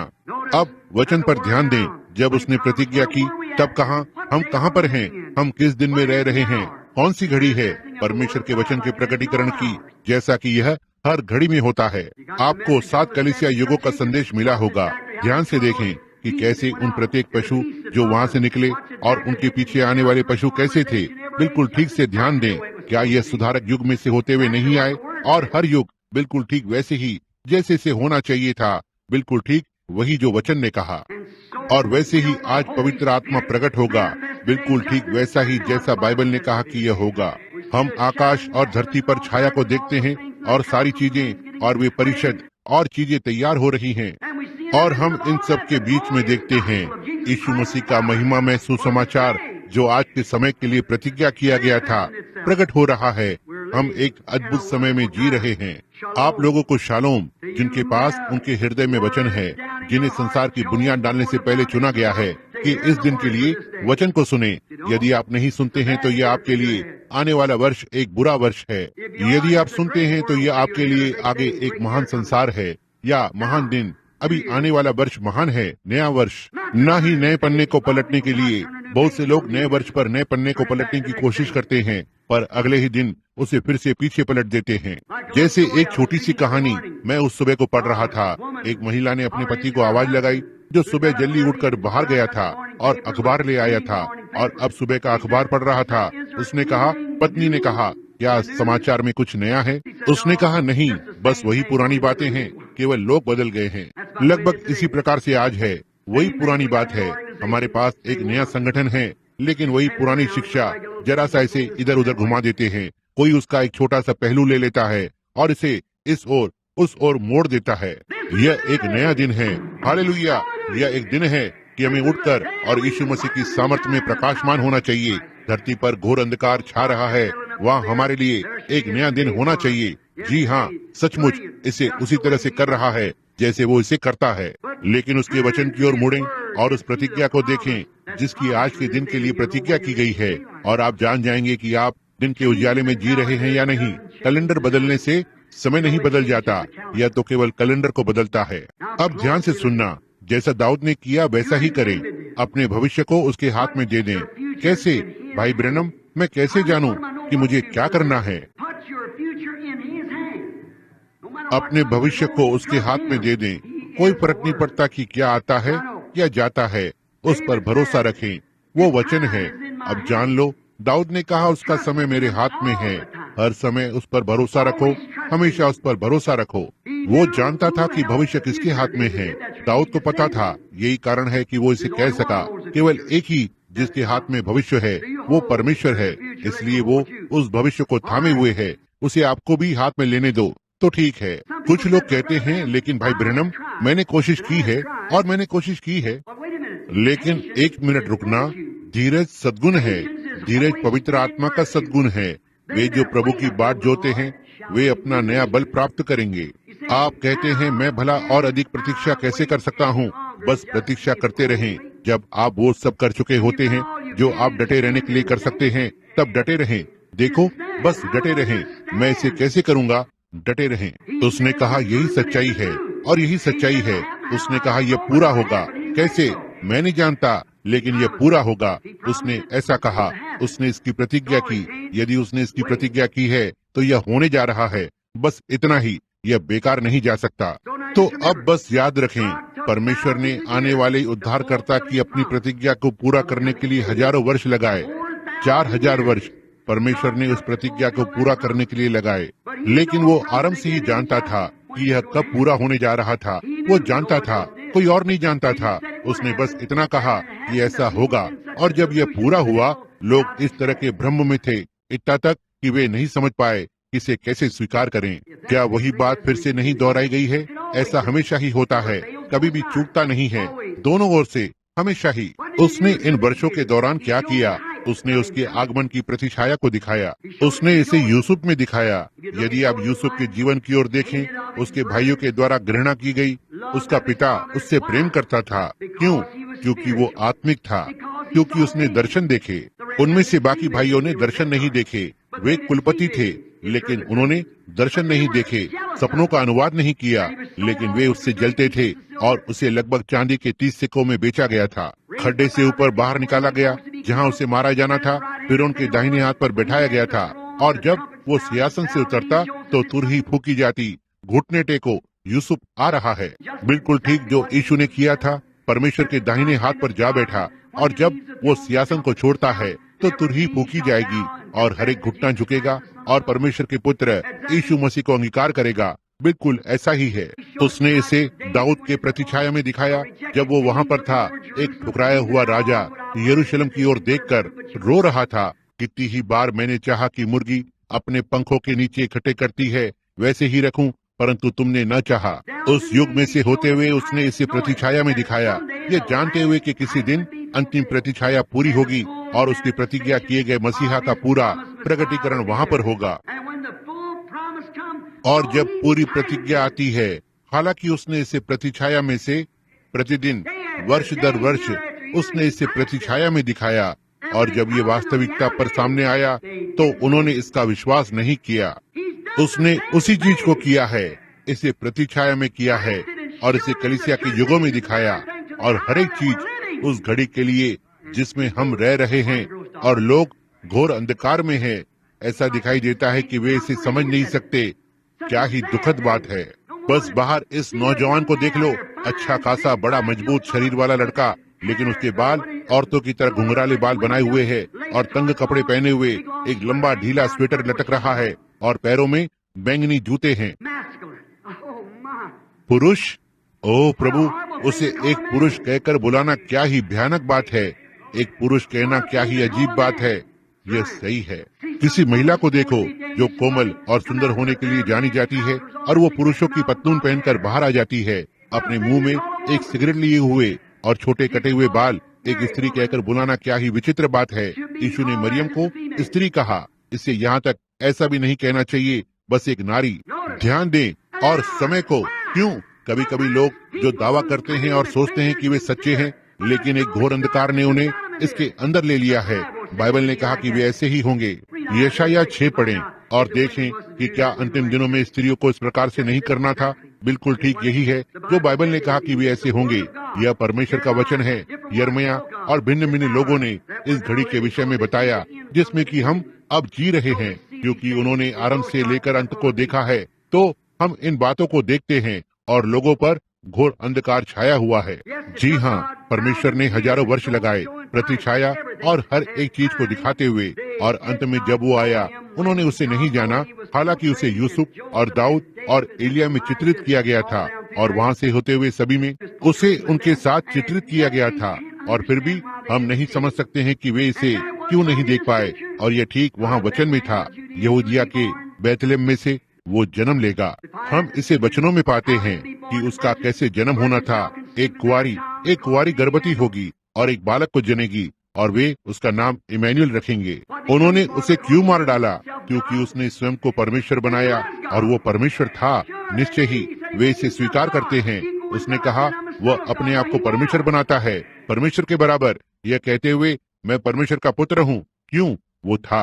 बाइबल ने कहा कि उसे बुलाया जाएगा परामर्शदाता, शांति का राजकुमार, सामर्थी परमेश्वर, सनातन का पिता, अद्भुत। यही तो है जो वो था।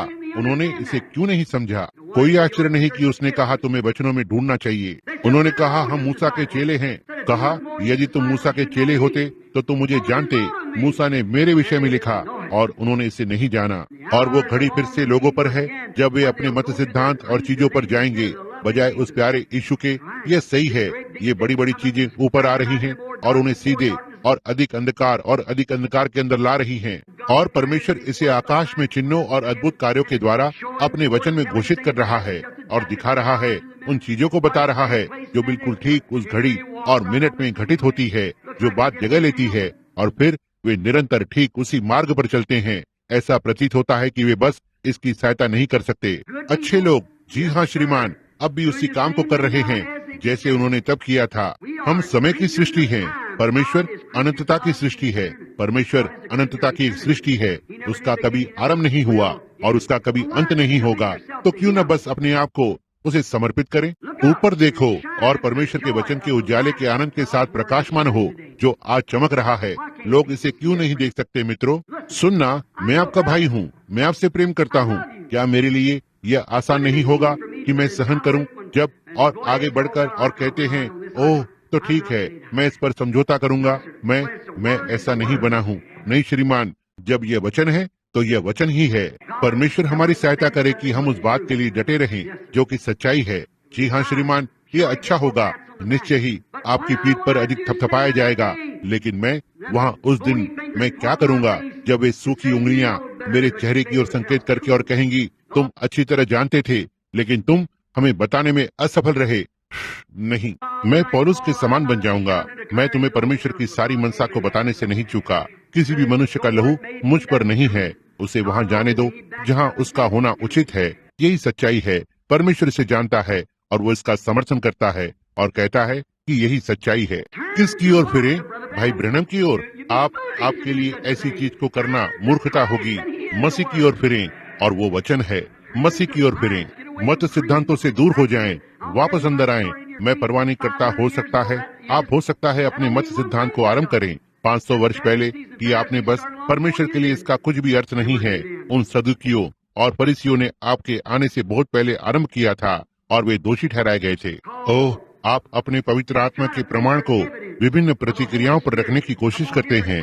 मैं पवित्र आत्मा के प्रकटीकरण में विश्वास करता हूँ। यह क्या करता है? पेंटिकॉस्टल कहता है अन्य भाषा में बोलना पवित्र आत्मा का सबसे पहला प्रमाण है। मैंने तांत्रिकों और जादूगरों को अन्य जुबान में बोलते देखा है। मैंने उन्हें अन्य जुबान में बोलते और मनुष्य की खोपड़ी से लहू पीते देखा है और भविष्यवाणी करते हैं और इनकार करते हैं कि परमेश्वर जैसी कोई चीज भी थी। मैं जादू टोना के शिविरों में गया हूँ जहाँ वे मेज पर एक पेंसिल को रखते हैं और इसे ऊपर और नीचे उछालते हैं और इससे अज्ञात भाषा में लिखते हैं और इसका अनुवाद करते हैं। ये सही है, उसके पास कुछ चीज नहीं होती। फिर भी मैं विश्वास करता हूँ कि परमेश्वर अपने लोगों के जरिए से अज्ञात भाषा में बोलता है, लेकिन आप उस पर बहुत अधिक जोर डालते हैं। वहाँ एक अनुवादक क्यों होना चाहिए? इसके पास कलीसिया के लिए एक संदेश क्यों होना चाहिए? फिर आप दूसरे लोग, आप कहते हैं आत्मा के फलों को हम इस तरह से पहचानते हैं, प्रेम, आनंद, यही तो हमारे पास पवित्र आत्मा का प्रमाण है। क्या ऐसा है? यदि ऐसा है तो क्रिश्चियन साइंस वाले तो आप सब पर भारी पड़ गए। ये सब तुम सभी पेंटिकॉस्टल, मेथोडिस्ट और बैप्टिस्ट को मिलाकर भी उससे ज्यादा अच्छे से प्रयोग करते हैं। देखो क्या होता है। मैं आपको आत्मा के फल दिखाऊंगा और देखूंगा कि क्या आप इसके लिए और आगे बढ़ सकते हैं। आइए हम यीशु को लें। परमेश्वर मुझे इन शब्दों के लिए क्षमा करे जो मैं कहने जा रहा हूँ। मैं कुछ मिनट के लिए यीशु के विरुद्ध बोलूंगा ताकि आपको कुछ समझा सकूं। यहाँ इन लोगों की सभा को लीजिए और आज दोपहर यहाँ मौजूद इन लोगों की सभा को भी। मैं कहूँगा, श्रीमानों, यहाँ पर एक युवा व्यक्ति है जिसका नाम नासरत का यीशु है। उससे कोई लेना देना न रखें। जो कि पहला था। हमारी बाइबल हमें क्या सिखाती है? परमेश्वर प्रेम है। जब आप जन्मे थे तो आपके साथ सबसे पहले कौन था? आपका दयालु बूढ़ा याजक। ये सही है। आपके पास कौन आया जब आप आवश्यकता में थे? आपके पास पैसे नहीं थे और आपको कुछ पैसे उधार दिए थे। आपका दयालु बूढ़ा याजक। बिल्कुल सही। किसने अपना हाथ आपके कंधे पर रखा और माँ के कंधे पर जब आप अलग होने वाले थे और आपके परमेश्वर के पास वापस आने के लिए प्रार्थना की? आपका दयालु बूढ़ा याजक। ये कौन था जिसने आपके साथ पक्ष को लिया जब आप और आपका पड़ोसी विवाद में थे और आपको संगति में वापस एक साथ लेकर आया? आपका दयालु बूढ़ा याजक। ये सही है। ये कौन है जो उस और अंतिम शब्द को आप पर उस दिन कहने जा रहा है? ये कौन है? ये आपको वहीं छोड़ देते हैं और सड़ने देते हैं, लेकिन आपका दयालु बूढ़ा याजक आकर और आपको आशीष देता है और परमेश्वर के वचन को आपके साथ भेजता है। आपका दयालु बूढ़ा याजक। इस व्यक्ति के विषय में क्या है जो नासरत का यीशु कहलाता है? तब देखो वह किस विद्यालय से आया है। आपके दयालु बूढ़े याजक को अपने सारे जीवन का बलिदान देना था। उनके दादा एक याजक थे। उसके दादा के दादा के दादा के दादा के दादा एक याजक थे। उसने अपना सारा जीवन संगठन में लगा दिया। वो वचन के लिए प्रशिक्षित है। वो जानता है कि वो किस बारे में बात कर रहा है। अब हम आत्मा के फलों के बारे में बात कर रहे हैं। दयालुता, प्रेम, आनंद, शांति, समझ, सहनशीलता, धीरज। देखो जो आत्मा का फल है। इस यीशु के विषय में क्या है? वो कहाँ से आया? हमारे पास कोई चर्चा भी नहीं है कि वो कभी किसी विद्यालय से बाहर आया हो।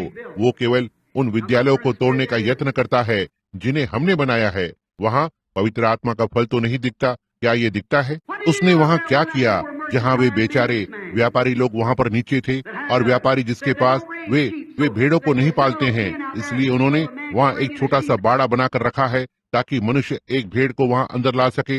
वो बेचारा व्यापारी वो एक भेड़ को बलिदान करना चाहता है क्योंकि यह परमेश्वर की मांग है। वो उस भेड़ को लाता है जिससे कि व्यापारी को बेच सके ताकि वो अपने प्राण के लिए बलिदान को कर सके।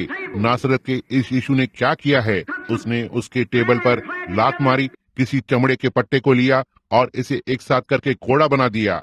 वहाँ से उन याजकों को पीट कर बाहर किया और आपके दयालु बूढ़े याजक को घास में का एक सांप कहा, एक ढोंगी कहा।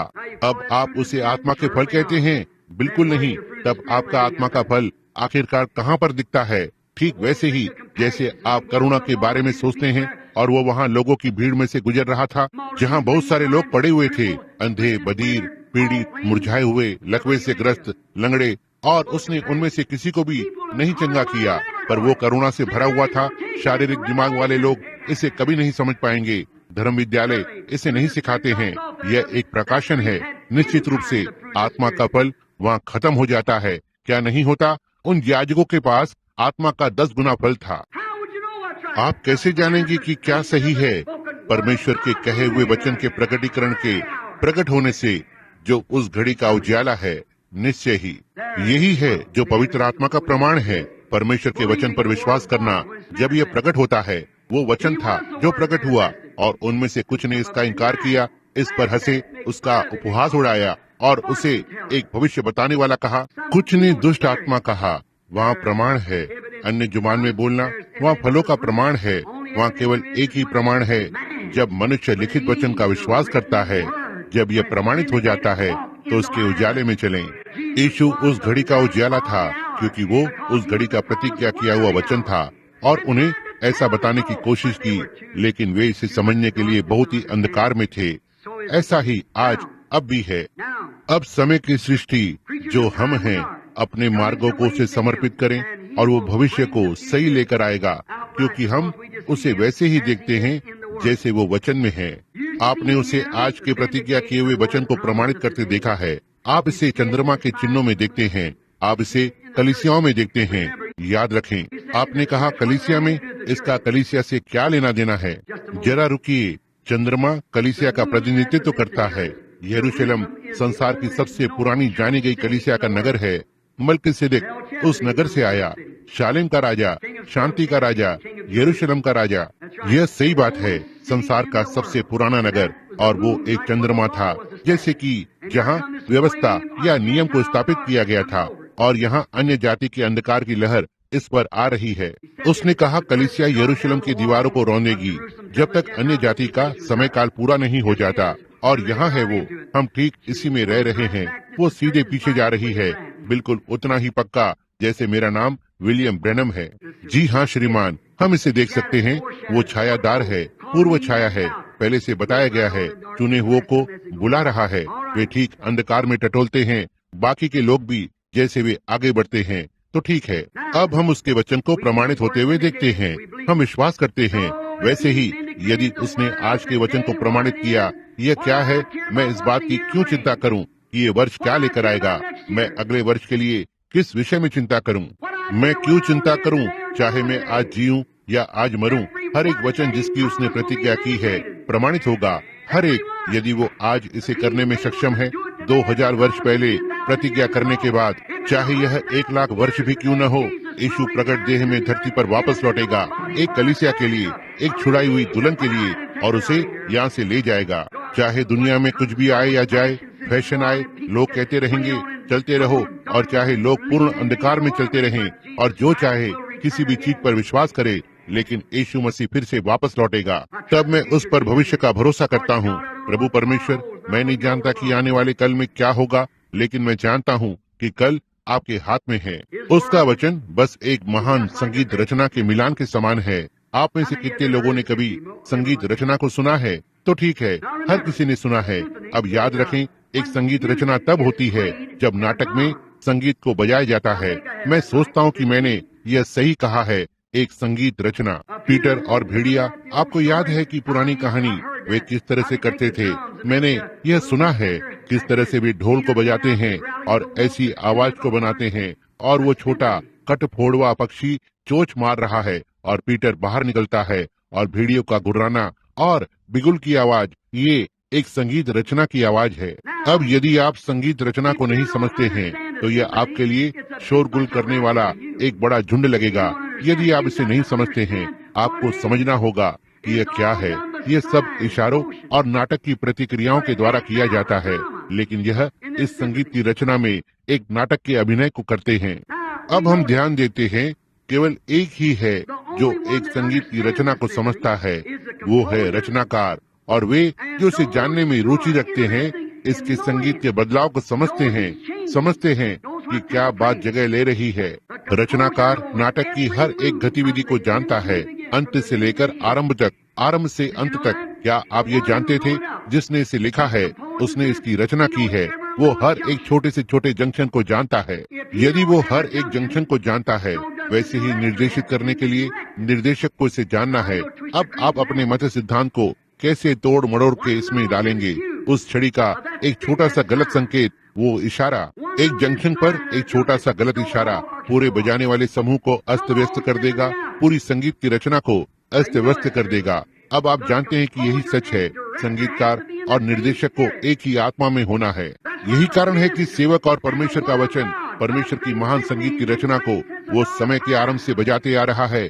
सेवक वचन को यहाँ पर देखकर और यह नहीं कहना है, मैं सोचता हूँ कि ऐसा होना चाहिए, आपको इसे इस तरह से बनाना चाहिए, उसे उसी तरह से जाना है। जिस तरह से संगीत का कागज कहता है कि इसे इस तरह से लो, इसी तरह से सुसमाचार को प्रचार किया जाना है।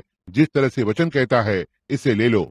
आप जानते हैं, यदि आप वहाँ एक मत सिद्धांत को डालते हैं, तो आप पूरी चीज को गड़बड़ में डाल देते हैं। संगीत को ठीक उसी तरह से जाना होता है ताकि नाटक बिल्कुल सही तरीके से प्रस्तुत हो सके। निर्देशक को वही करना होता है जो संगीतकार ने कहा है। संगीत को बिल्कुल उसी ताल में प्रस्तुत करना होता है।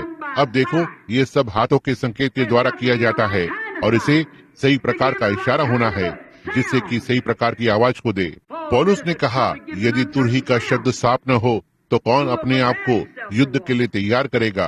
अब आप रचनाकार परमेश्वर को देखते हैं, जिसने बाइबल को लिखा। यह पूरी तरह से यीशु मसीह का प्रकाशन है। वो समय के बदलाव को जानता था और वो व्यक्ति, वो निर्देशक जो उन्हें निर्देशित कर रहा है। युग का संकेत बिल्कुल ठीक बाइबल के संकेत के साथ जाना है। हालेलुया। प्रभु प्रभु प्रभु प्रभु प्रभु। ओ भाई बहन, संसार के साथ क्या मामला है? क्यों मैं पागल हूँ? वहाँ कहीं तो कुछ तो गड़बड़ है। संगीत रचना का कागज संगीत के साथ तालमेल में नहीं खा रहा है।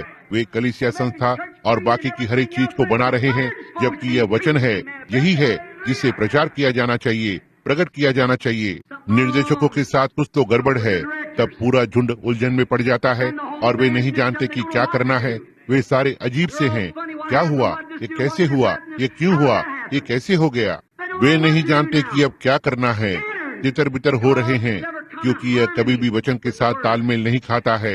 हमारे साथ यही वो समस्या है जिसे हम अंतिम दिन की बेदारी कहते हैं। यही है जो हमारे पेंटिकॉस्टल संदेश के साथ समस्या है। हम बाइबल के संगीत की ताल से बाहर हो गए हैं, जाकर और संगठित हो गए, जैसे वहाँ वे पहले हो गए थे। वो संगीत के ताल से बाहर चली गई। परमेश्वर दया करें, काश मेरे पास ऐसे शब्द होते जिससे मैं इसे आपके अंदर उतार पाता, जैसा कि यह था कि मैं इसे खोलकर और इसे अंदर उंडेल सकता। क्या आप नहीं देख सकते मेरे भाइयों बहनों, इसे एक तालमेल में होना ही है। निर्देशक को वचन के साथ होना ही है।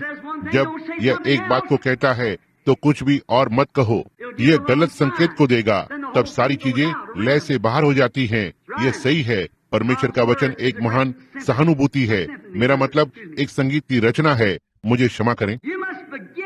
आपको अवश्य ही आरंभ करना चाहिए, जैसे उसने संगीत में आरंभ किया। आपको अवश्य ही उसके साथ आरंभ करना चाहिए। ध्यान दें, उसकी लय में आ जाएं। कहते हैं, ठीक है, मैं कलीसिया का सदस्य बन गया हूँ। यह लय नहीं है। मैंने ऐसा किया, यह लय नहीं है। मैं वेदी पर चला गया और मैंने कहा, मैं विश्वास करता हूँ कि यीशु मसीह परमेश्वर का पुत्र है। शैतान भी उसी चीज को करता है। यह लय नहीं है। देखो, आप लय से बाहर हो जाते हैं। क्या हुआ? हो सकता है किसी निर्देशक ने आपको बताया हो। हाथ को मिलाओ और कलीसिया की किताब पर अपना नाम डालो। हमारे क्लब, हमारे संगठन में जुड़ जाओ। आप सब लय से बाहर हैं। तब जब वास्तविक चीज यहाँ छोटे झुंड के बीच में घटित होने लगती है, तो आप कहेंगे, तो ठीक है, इसके विषय में क्या है? वे तालमेल से बाहर हैं। वचन पर वापस जाएं और देखें कि कौन तालमेल से बाहर है। देखो कि परमेश्वर ने क्या प्रतिज्ञा की है। देखो कि संगीत के रचयिता ने इसके बारे में क्या कहा। देखिए, आपके श्रोतागण में हर एक जन है। यही कारण है कि संसार आपकी ओर देख रहा है, जबकि कलीसिया को एक प्रकाशमान चमकते तारे के रूप में देखा जाना चाहिए, एक प्रकाश जो पहाड़ी पर स्थित है, जिसे कोई भी मनुष्य मंद नहीं कर सकता और कोई भी उसे दोषी नहीं ठहरा सकता। और आज ये संसार की हंसी का पात्र बन गया है, क्योंकि वे निर्देशक उस संगीतकार के साथ तालमेल से बाहर हो गए हैं। देखा मेरा क्या मतलब है? वे उन चीजों को बजा रहे हैं जो वहाँ पर नहीं है। संगीतकार शायद ही जानते हैं कि अब क्या करना है। वो कलीसिया, वे सब एक उलझन में हैं। हम इन सारी चीजों के विषय में बात कर रहे हैं सारे वर्षों से, और इसकी निंदा करते आ रहे हैं, और अब ठीक इसके साथ जुड़ रहे हैं। ओह, कहीं तो कुछ तो गड़बड़ है। ध्यान दें, आपको संगीत में आरंभ करना ही है, जैसे उसने किया। इसकी लय में आना ही है। प्रतिज्ञा किए हुए वचन के अंदर आ जाएं। देखो जिस तरह से उसने इसे आरंभ में किया, देखो जिस तरह से उसने इसे मध्य युग में किया, देखो जिस तरह से वो इसे अब करता है, हमेशा उसी तरह से। निर्देशक को देखें, वो इसे कैसे करता है। यदि वो ऐसा नहीं करता है, यदि वो आपको किसी संगठन की ओर संकेत करता है, वहाँ कभी भी किसी निर्देशक ने ऐसा नहीं किया था। एक निर्देशक ने हमेशा ही आपको वचन की ओर संकेत किया है। पुराने समय के भविष्यवक्ताओं ने वचन की ओर इशारा किया। वे वचन थे, उन्होंने वचन को जिया, और इसने क्या किया? इसने परमेश्वर को प्रकट किया। इसने उस दिन के लिए लिखित वचन को जीवन में लाया, क्योंकि यह उनके पास आया, यह उन पर प्रकट हुआ, यह उनकी चट्टान थी। हालेलुया! यीशु मसीह परमेश्वर का वचन हमारी चट्टान है। इस चट्टान पर मैं अपनी कलीसिया को बनाऊंगा। परमेश्वर का प्रकट वचन सच्चे विश्वासी के लिए शालोम, शांति। हम अंत समय पर हैं। इस चट्टान पर मैं अपनी कलीसिया बनाऊंगा, वचन के प्रकाशन पर। एक ने कहा, तो ठीक है, आप एक महान व्यक्ति हो, आप मूसा के जैसे हैं, आप एक महान व्यक्ति हैं, आप ऐसे हैं। यह ऐसा नहीं है। लेकिन प्रकाशन ने कहा, तू परमेश्वर का पुत्र है। कहा, मांस और लहू ने इसे कभी भी तुझ पर प्रकट नहीं किया, लेकिन मेरे पिता ने जो स्वर्ग में है, इस प्रकट सच्चाई पर मैं अपनी कलीसिया को बनाऊंगा। यह क्या है? वो वचन है। आदि में वचन था, और वचन परमेश्वर के साथ था, और वचन परमेश्वर था, और वचन अब भी परमेश्वर है। बस वो आज एक सा है, खुद को प्रकट करता है जैसे वो था। मूसा और एलिया आगे, और यीशु, और वही परमेश्वर आज उसे यीशु मसीह को कल, आज और युगानुयुग एक सा बनाता है। इब्रानियों 13:8। देखो, उन्होंने कभी भी आपको एक झुंड की ओर इशारा नहीं किया। उन्होंने आपको एक व्यक्ति की ओर इशारा किया, आपको एक वचन की ओर इशारा किया। परमेश्वर। मैं कहाँ से आरंभ करूं भाई ब्रैनम? क्रूस पर, उसके साथ क्रूस पर आरंभ करे। पश्चाताप करो, वचन का विश्वास करो।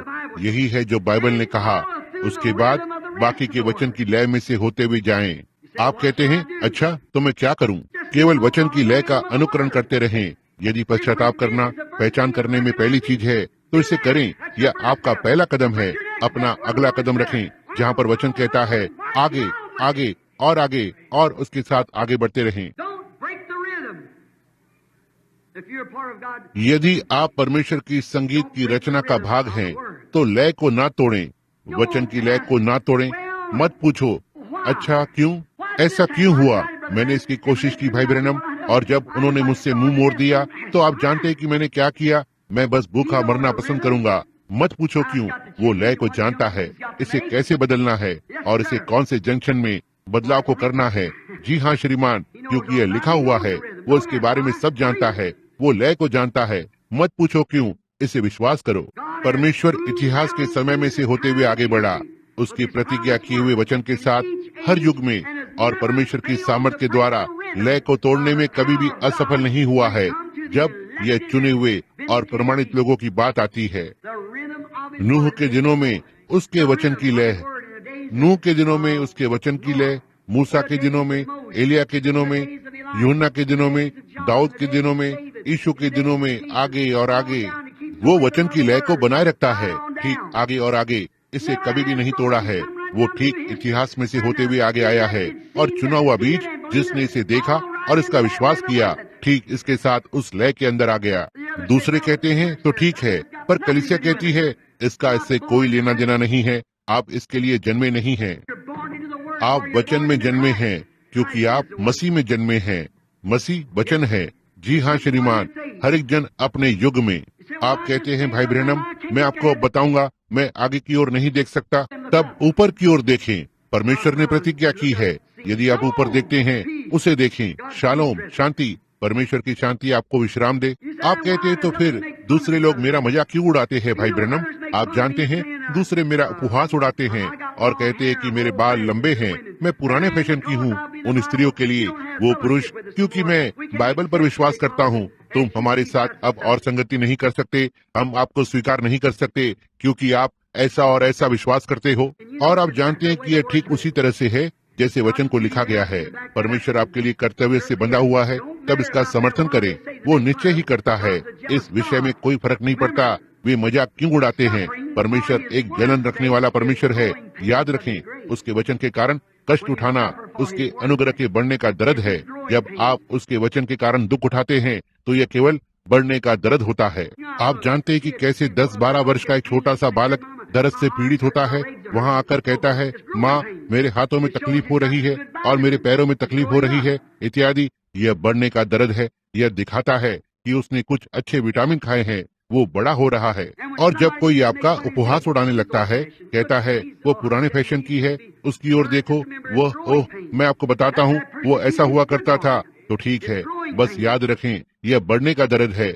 यही वो सतावट है जो आपके लिए अच्छी है। ये बढ़ने का दर्द है। ओह हाँ, वो चौराहों और जंक्शनों की अनुमति देता है।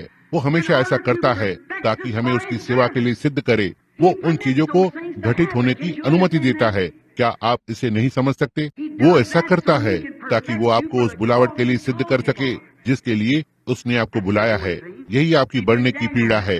उसने दानियल को इसी तरह से किया। आप जानते हैं, उसने इब्रानी बच्चों से आग की भट्टी में किया। आग की भट्टी ने क्या किया? आग की भट्टी ने केवल उन बंधनों को तोड़ डाला जो उन्हें बांधे गए थे। यही सब है जो भट्टी ने किया, उस बंधनों को जलाकर ढीला कर दिया। कभी कभी ये संसार के बंधनों को हम में से तोड़ने के लिए परीक्षाओं को लेता है, आपको संसार में से बाहर निकालता है। हो सकता है पहले आपके मत सिद्धांत से आपको बाहर निकालना होगा। जैसे नदी में डूबते हुए मनुष्य को पहले बाहर निकालना पड़ता है, वैसे ही मनुष्य के भीतर से नदी को निकालने से पहले उसे नदी से बाहर निकालना जरूरी होता है। इसी तरह से परमेश्वर को कभी कभी करना पड़ता है। एक बार उन्हें आपको बाहर निकालने दें, तब वे संसार को आप में से निकाल देंगे। पहले आपको संसार से बाहर निकालना होगा। कभी कभी यही बढ़ने का दर्द ही इसे करता है। ओह हाँ, परमेश्वर हर नए वर्ष के लिए प्रतिज्ञा किए हुए वचन पर खड़ा रहता है।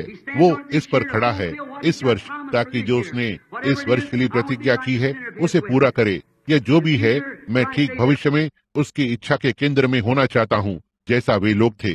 जैसे अब्राहम, जब उसने अपने चौराहे या मोड़ का सामना किया, वो नहीं जानता था कि वो इसे कैसे करेगा। परमेश्वर ने उसे बताया, मैं तुझे एक पुत्र देने जा रहा हूँ। 25 वर्षों तक उसने इसके लिए प्रतीक्षा की। अंत में पुत्र आया। तब परमेश्वर ने कहा, अब इस पुत्र के द्वारा मैं तुझे बहुत से राष्ट्रों का पिता बनाने जा रहा हूँ। उसे वहाँ ऊपर ले जाकर और उसे मार डालो।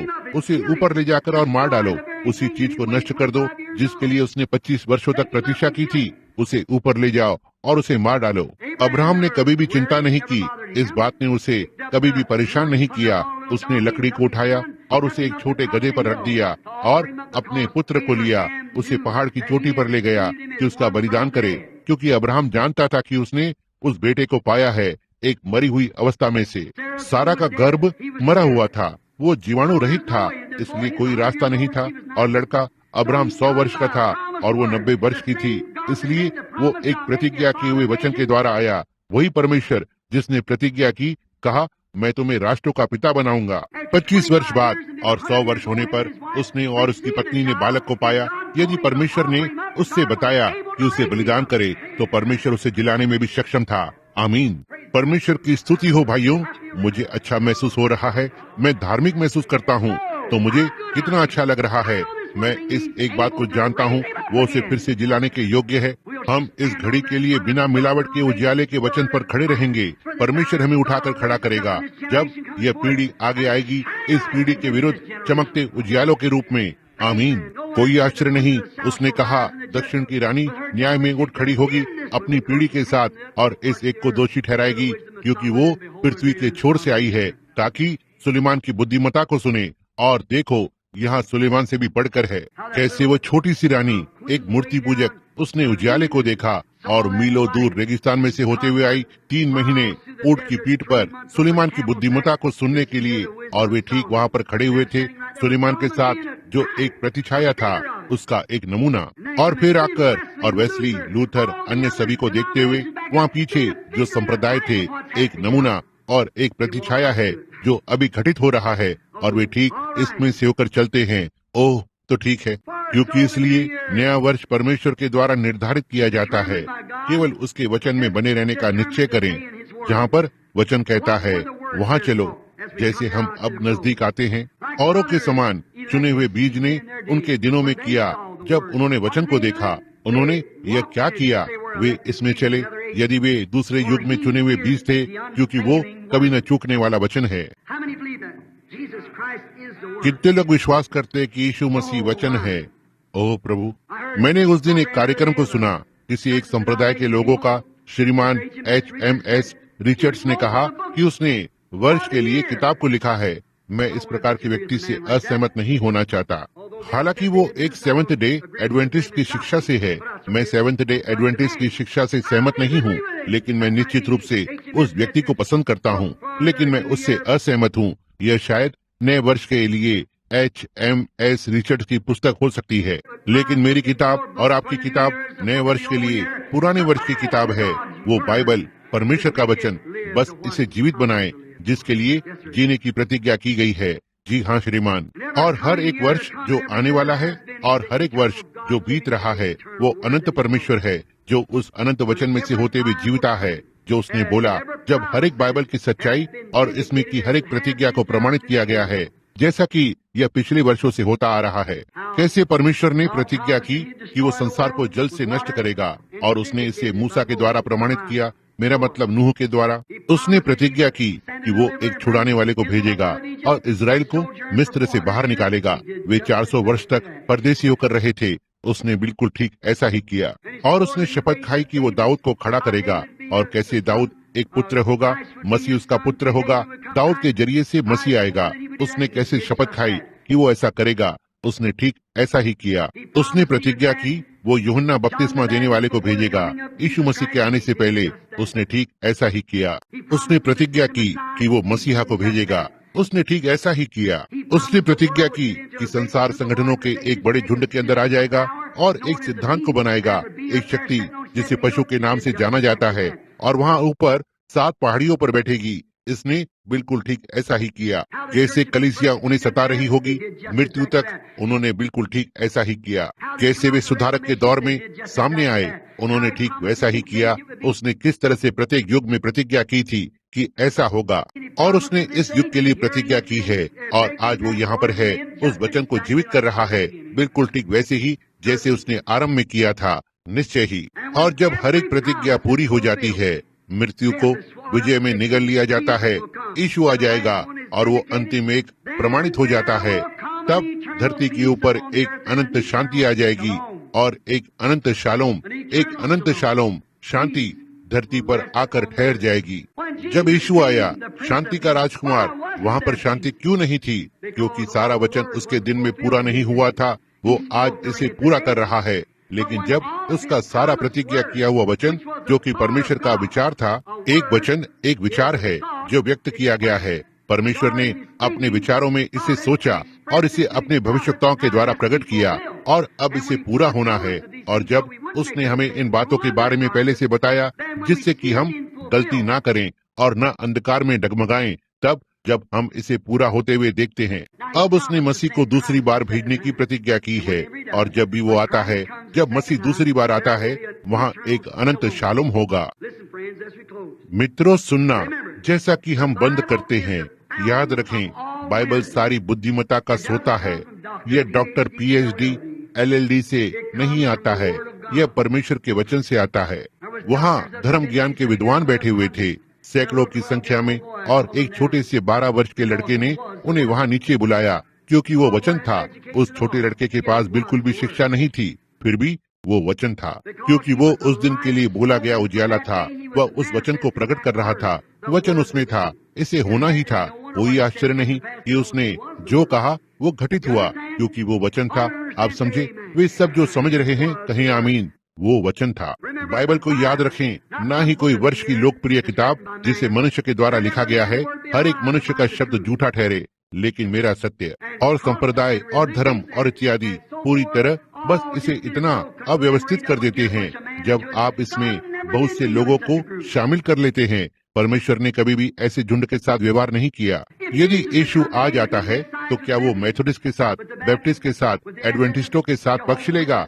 यहोवा witness, Christian science, Pentecostal, Presbyterian का पक्ष लेगा? नहीं श्रीमान, वो निश्चय ही नहीं लेगा। यह एक व्यक्तिगत मामला है।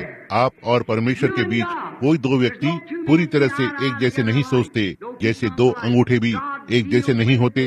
परमेश्वर व्यक्तिगत रूप से व्यवहार करता है। और आप कैसे जानते हैं कि वो सही है या नहीं? फिर पीछे मुड़कर देखें और देखें कि क्या वो वचन के साथ है। यदि वो वचन के साथ है, तब परमेश्वर उसके साथ व्यवहार कर रहा है। यदि वो नहीं है, तो कुछ और उसके साथ व्यवहार कर रहा है। समझे, यह सही है। याद रखें, बाइबल सारी बुद्धिमत्ता का सोता है और उसी में भविष्य की सारी आशाएं समाई हुई हैं। शालोम, परमेश्वर की शांति। जैसे एक बार एक कहानी को बताया गया था, एक छोटे लड़के के विषय में जिसने अपने पिता को खो दिया जब वो इतना छोटा था कि अपने पिता को देख भी नहीं पाया था। वो तो एक नवजात शिशु ही था जब उसके पिता की मृत्यु हो गई। एक दिन जब वो लगभग 10 या 12 वर्ष का हुआ, उसका एक और भाई था जिसका नाम जॉन था। वो अपने भाई के पास गया और उसने कहा, जॉन, जो उससे बहुत वर्ष बड़ा था, कहा, क्या आपको पिता याद है? कहा, हाँ। कहा, वो कैसे दिखते थे? कहा, तो ठीक है, वो एक लंबे व्यक्ति थे और वो एक बहुत ही भले व्यक्ति थे। वो हमेशा ही माँ के प्रति भले थे और मेरे प्रति दयालु थे और वो हर किसी के प्रति दयालु थे। उसने कहा, अच्छा, क्या आप उनके बारे में इतना ही जानते हो जॉन? उसने कहा, ठीक है, मैं तुम्हें बताऊंगा। कहा, हेनरी, कहा, हर कोई कहता है कि मैं उनके जैसा दिखता हूँ, और कहा, हर कोई कहता है कि मेरा स्वभाव उनके जैसा है। उसने कहा, ओह, ये अच्छी बात है, यही है जो मैं जानना चाहता हूँ। कहा, जब मैं आपको देखता हूँ, मैं अपने पिता को देखता हूँ। वहाँ है ये, जब ये संसार यीशु मसीह को देखता है तो ये आप में होगा। जब यह वचन जो आज के लिए लिखा गया है, आप यीशु को दाऊद में कहाँ देखते हैं? जब वचन उसके जरिए से प्रकट हुआ। आप मसीह को कैसे देखते हैं? परमेश्वर एलिया में, उस रथ में जो स्वर्ग में जा रहा है। यीशु को एलिया में देखते हैं क्योंकि वचन प्रमाणित हुआ था। आप इसे मूसा में कैसे देखते हैं? यीशु मूसा में था। बाइबल ऐसा कहता है। देखो, ये सही है, वो जलती हुई झाड़ी थी जो जंगल में मूसा के साथ थी। लोग यीशु मसीह को कैसे जानेंगे? जब वो उसे आप में देखते हैं। जब वे यीशु को आप में देखते हैं, क्योंकि उसने कहा, जो काम मैं करता हूँ तुम भी करोगे, तुम इससे बढ़कर करोगे, क्योंकि मैं अपने पिता के पास जाता हूँ। क्या यह सही है? इसी तरह से वे संसार जान जाता है। इसलिए नहीं कि पेंटिकॉस्टल वननेस वाले पेंटिकॉस्टल टूनेस वालों से बढ़कर हैं, या टूनेस थ्रीनेस से बढ़कर हैं, या जो कुछ भी आपके पास है। इसलिए नहीं कि मेथोडिस्ट बैप्टिस्ट से बढ़कर हैं, या साउथर्न बैप्टिस्ट ने इस वर्ष सभी बैप्टिस्ट कलीसियाओं और सभी प्रोटेस्टेंट में पहला स्थान प्राप्त किया। इस वर्ष उनमें से बाकी सभी की तुलना में उनके पास अधिक सदस्य हैं। मैं समझता हूँ गिनती के द्वारा यह उन्हें कोई अलग नहीं बनाता है। परमेश्वर आपको संख्या के द्वारा नहीं जानता। मूर्ति पूजक आपकी संख्या से कहीं अधिक होते हैं। कैथोलिक ने आप सभी को संख्या में पीछे छोड़ दिया है और मुसलमानों ने सभी को पीछे छोड़ दिया है। देखा, आप जाने जाते हैं जब यीशु मसीह आप में रहता है, उसके जीवन के द्वारा, और इस दिन का प्रतिज्ञा किया हुआ वचन स्वयं को प्रतिबिंबित करता है। देखा, अब वही वचन जो मूसा में प्रतिबिंबित हुआ था, एलिया में प्रतिबिंबित नहीं हो सका क्योंकि वह दूसरा दिन था। वही एक जो नूह में प्रतिबिंबित हुआ था, मूसा में नहीं हो सकता था, क्योंकि देखो, नूह ने एक नाव को बनाया, मूसा ने लोगों की अगुवाई की। बिल्कुल ठीक वही जिसकी प्रतिज्ञा की गई थी। वही उजियाला एक में प्रतिबिंबित हुआ था, दूसरे में नहीं हुआ था, लेकिन एक ने दूसरे के विषय में बताया। सारा नया नियम इस घड़ी के लिए बोलता है। यीशु मसीह इस घड़ी के लिए बोलता है। तब ये कौन है? कोई मनुष्य? यह यीशु मसीह है, परमेश्वर का पुत्र, जो प्रकट हो रहा है, वचन पर उजियाले को प्रतिबिंबित कर रहा है, जिसकी उसने आज के दिन के लिए प्रतिज्ञा की है। जब मनुष्य आपको उसके समान जीते हुए देखता है, जब वो आपके चरित्र को देखता है और वचन के साथ आपके आचरण को देखता है, बिल्कुल वैसे ही जैसे वो था, वचन प्रकट हो रहा है, तब मनुष्य यीशु मसीह को देखेगा। उन्हें कहीं भी और इधर उधर देखने की आवश्यकता नहीं होगी। कहते हैं, यह संस्था क्या सिखाती है, वो संस्था क्या शिक्षा सिखाती है, वे जान जाएंगे कि परमेश्वर क्या है जब वे आपको देखेंगे। शालोम, परमेश्वर की शांति आप पर उजियाला हो। और जब परमेश्वर का वचन इस युग में पूरी तरह से प्रमाणित होता है और आप इसे देखते हैं और इसे विश्वास करते हैं, तो आपको शालोम। इसके साथ नए वर्ष का सामना करें, उसे रखें जैसा कि दाऊद ने कहा, मैं उसे निरंतर अपने सम्मुख रखूंगा क्योंकि वो मेरे दाहिने हाथ पर होता है, मैं नहीं हटूंगा।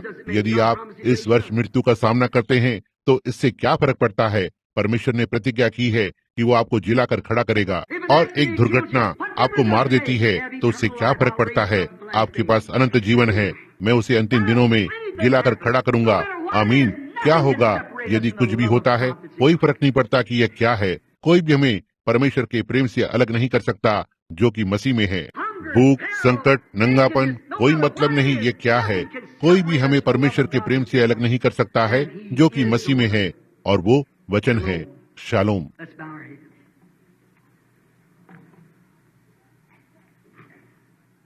आइए हमारे सिरों को झुकाएं। अब हर कोई अपने सिर को झुकाए रखे, बस कुछ क्षण के लिए। परमेश्वर की शांति। घोर जैसा कि यह नूह के दिनों में था, जहाँ वे खा रहे थे, पी रहे थे, विवाह कर रहे थे, विवाह में दे रहे थे, वही हाल आज रीनो नेवादा जैसा है। और लाल प्रकाश का सारा संसार ऐसा ही मनुष्य के पुत्र के आने पर होगा। जैसा ये सदोम के दिनों में था, जहाँ परमेश्वर एक मनुष्य के रूप में प्रकट हुआ था, जिसे अब्राहम ने एलोहिम कहा। वो एक जो सर्व पर्याप्त है, वहाँ खड़ा था, मांस को खाया, दूध पी रहा था और रोटी को खाया, और बता सकता था कि सारा उसके पीछे क्या सोच रही थी। उसके पीछे तंबू में उसने कहा, यह मनुष्य के पुत्र के आने पर फिर से वापस लौटेगा। थोड़ी देर रह गई है और संसार मुझे और न देखेगा, तो भी तुम मुझे देखोगे क्योंकि मैं तुम्हारे साथ रहूंगा, यहाँ तक तुम में रहूंगा, संसार के अंत तक। यहूदी अपने देश को लौट रहे हैं। वे बातें जो जगह ले रही है, जो कि इस दिन में है, यह मुझे आरंभ करते ही आधे में आपको बताने से रोक देगा कि क्या बात जगह ले रही है, लेकिन हम इसे देखते हैं। यह क्या है? वचन प्रकट हुआ। आप क्या सोचते हैं कि इब्रानियों ने क्या किया जब उन्होंने वचन को एक प्रतिज्ञा के साथ प्रकट होते हुए देखा? वे देश छोड़ने के लिए तैयार हो गए। यदि आप आज के लिए तैयार नहीं हैं, तो मित्र, इस नए वर्ष को सही से आरंभ करें। इसे अपने हाथ से परमेश्वर के हाथ में थाम कर आरंभ करें। परमेश्वर का वचन आपके हृदय में कहते हुए, प्रभु यीशु, मैं नहीं जानता कि इस संगीत की रचना का कौन सा भाग है जो आप चाहते हैं कि मैं बजाऊं, लेकिन जब मेरे लिए वो जंक्शन आता है कि मुझे सताया जाए, मुझ पर हंसा जाए, उपहास उड़ाया जाए, मैं तब भी बना रहूंगा, ताकि आपकी संगीत की रचना पर मेरी वजह से गड़बड़ न हो। मैं ठीक आपके वचन के साथ बना रहूंगा। कोई मतलब नहीं, कुछ भी हो, मैं ठीक वहीं पर बना रहूंगा। और जब मृत्यु मेरे द्वार पर दस्तक देती है, यह संगीत की रचना का भाग है, तब मैं जानता हूँ कि यह उतना ही निश्चित है जितना कि यह मेरे द्वार पर मृत्यु का खटखटाना। इन दिनों में से एक दिन पुनरुत्थान भी अवश्य आ जाएगा और आप मुझे फिर से जिलाएंगे। यह आपकी संगीत की रचना का भाग है। प्रभु, मुझे आज भाग होने दो। क्या आप करेंगे? कितने लोग उस प्रतिज्ञा को लेना चाहेंगे और कहेंगे, इस नए वर्ष की शुरुआत करते हुए भाई ब्रैनम इस सभा को आरंभ कर रहे हैं। ठीक अभी मैं अब परमेश्वर से प्रतिज्ञा करता हूँ कि मैं अपना स्थान दृढ़ता से लूंगा और उसकी प्रतिज्ञा किए हुए वचन के साथ बना रहूंगा, कभी उसमें विफल नहीं होऊंगा। और बिल्कुल ठीक उसी तरह से जीने के लिए जिस तरह से उसने इसकी प्रतिज्ञा की थी, दीनता और नम्रता में, जिससे कि परमेश्वर मेरे जीवन को लेकर और इसे अपनी महान संगीत की रचना में रख सकता है कि उसी झुंड को वह अंतिम दिनों में जिलाकर खड़ा करेगा। मैं अपना हाथ उठाने जा रहा हूँ भाई ब्रैनम, आपकी ओर नहीं लेकिन परमेश्वर की ओर। मुझे प्रार्थना में याद रखना। परमेश्वर आपको आशीष दे, हर कहीं प्रभु आपको आशीष दे। मेरे हाथ भी ऊपर उठे हैं। प्रभु, मुझे स्वीकार कर लें। प्रभु परमेश्वर, कभी मुझे यहूदा की तरह किसी अतिरिक्त डॉलर की लालच में न पड़ने देना, संसार के किसी फैशन पर, या कोई तो आपकी पीठ को थपथपाकर और कहे, ओ भाई ब्रैनम ऐसा है। नहीं नहीं परमेश्वर, मेरे साथ ऐसा कभी ना होने देना। मैं बस प्रभु के कुछ ठुकराए हुओं के साथ मार्ग को लूंगा। मैं उस मनुष्य का भाई बनूंगा। हर एक चीज जो मैं कर सकता हूँ प्रभु, अपने पूरे हृदय से लोगों से प्रेम करूं। लेकिन प्रभु, मुझे इस वचन से कभी नहीं हटने देना। मैं अंतिम दिन में जीकर उठना चाहता हूँ और केवल वे जो इस महान संगीत रचना में शामिल हैं, प्रभु, जैसा कि मैंने आज दोपहर इसे समझाने की कोशिश की है। यही वो एक चीज है जो उस संगीत के कागज के अंत में आता है, जब वो महान पुनरुत्थान और सारे दूत अपने हाथों से ताली बजाते हैं और संत कदम ताल करते हुए आगे बढ़ते हैं। ये वे लोग हैं जिन्होंने इस महान नाटक में उस भूमिका को निभाया है जिसे हम निभा रहे हैं। प्रार्थना करते हैं प्रभु, हम जानते हैं कि एक नाटक में वे मुखौटे को बदलते हैं, वे एक चीज से दूसरी चीज में बदलते हैं, और यही है जो आपने किया। आप आत्मा से आए, परमेश्वर, महान यहोवा और मनुष्य जाति का मुखौटा पहन लिया, आपकी लय को बदल दिया, आप बदल गए, आपने अपना तंबू खड़ा किया, आप परमेश्वर से नीचे आ गए और मनुष्य बन गए, जिससे कि आप मनुष्य को छुड़ाने के लिए मर सकें। आपने अपना मुखौटा बदल दिया, तब फिर से आपने इसे बदल दिया है और आपने अपने आप को उन लोगों के अंदर छिपा लिया है जो विश्वास करें और वचन के अनुसार अभिनय करें जो आपने यहाँ लिखा हुआ है। धन्य है वे आंखें जो उसे देखती हैं, धन्य है वे हृदय जो उसे ग्रहण करते हैं, धन्य है वे कान जो उसे सुनते हैं, क्योंकि वहाँ पर एक पुनरुत्थान आएगा जब संगीत की रचना समाप्त हो जाएगी। परमेश्वर, हम सब वहाँ पर होंगे। क्या आप होंगे? इस छोटे से झुंड को आशीषित करें। इस तरह से बोलते हुए पिता, हम जानते हैं कि यह टेप संसार भर में चला जाएगा और यहाँ एक अच्छा छोटा सा झुंड आज यहाँ बैठा हुआ है। यह दृश्यमान श्रोतागण यहाँ फिनिक्स में है। हे परमेश्वर, 15 वर्षों का कठिन प्रचार और डांट फटकार, और परमेश्वर आप कारण को जानते हैं। प्रेम ताड़ना करता है, प्रेम एक फटकार को करता है, प्रेम अनुशासनात्मक है। हे परमेश्वर, होने पाए मैं अपने आप को इस सप्ताह इन लोगों के साथ अर्पित कर दूं, और होने पाए आप हमें अपने वचन के लिए अनुशासित करें प्रभु। होने पाए हम आपकी सामर्थ को बीमारों और पीड़ितों को खड़ा करते हुए देखें, अंधों की आंखें खोली जाएं। होने पाए वो महान पवित्र आत्मा इस कमरे में प्रकट रूप में आए। होने पाए हर सेवक और हर कलीसिया आग से भर जाए। होने पाए व्यापारियों का आने वाला कन्वेंशन प्रभु इस शहर में हर एक व्यापारी के हृदय को परमेश्वर के लिए आग से उत्तेजित करें। इसे प्रदान करें प्रभु। हम नहीं जानते कि इसके बारे में क्या करना है, इसके अलावा और कुछ नहीं मांगना है और विश्वास करना है कि यह हो जाएगा। हम अपने आप को आपको समर्पित करते हैं यीशु मसीह के द्वारा जो हमारा प्रभु है।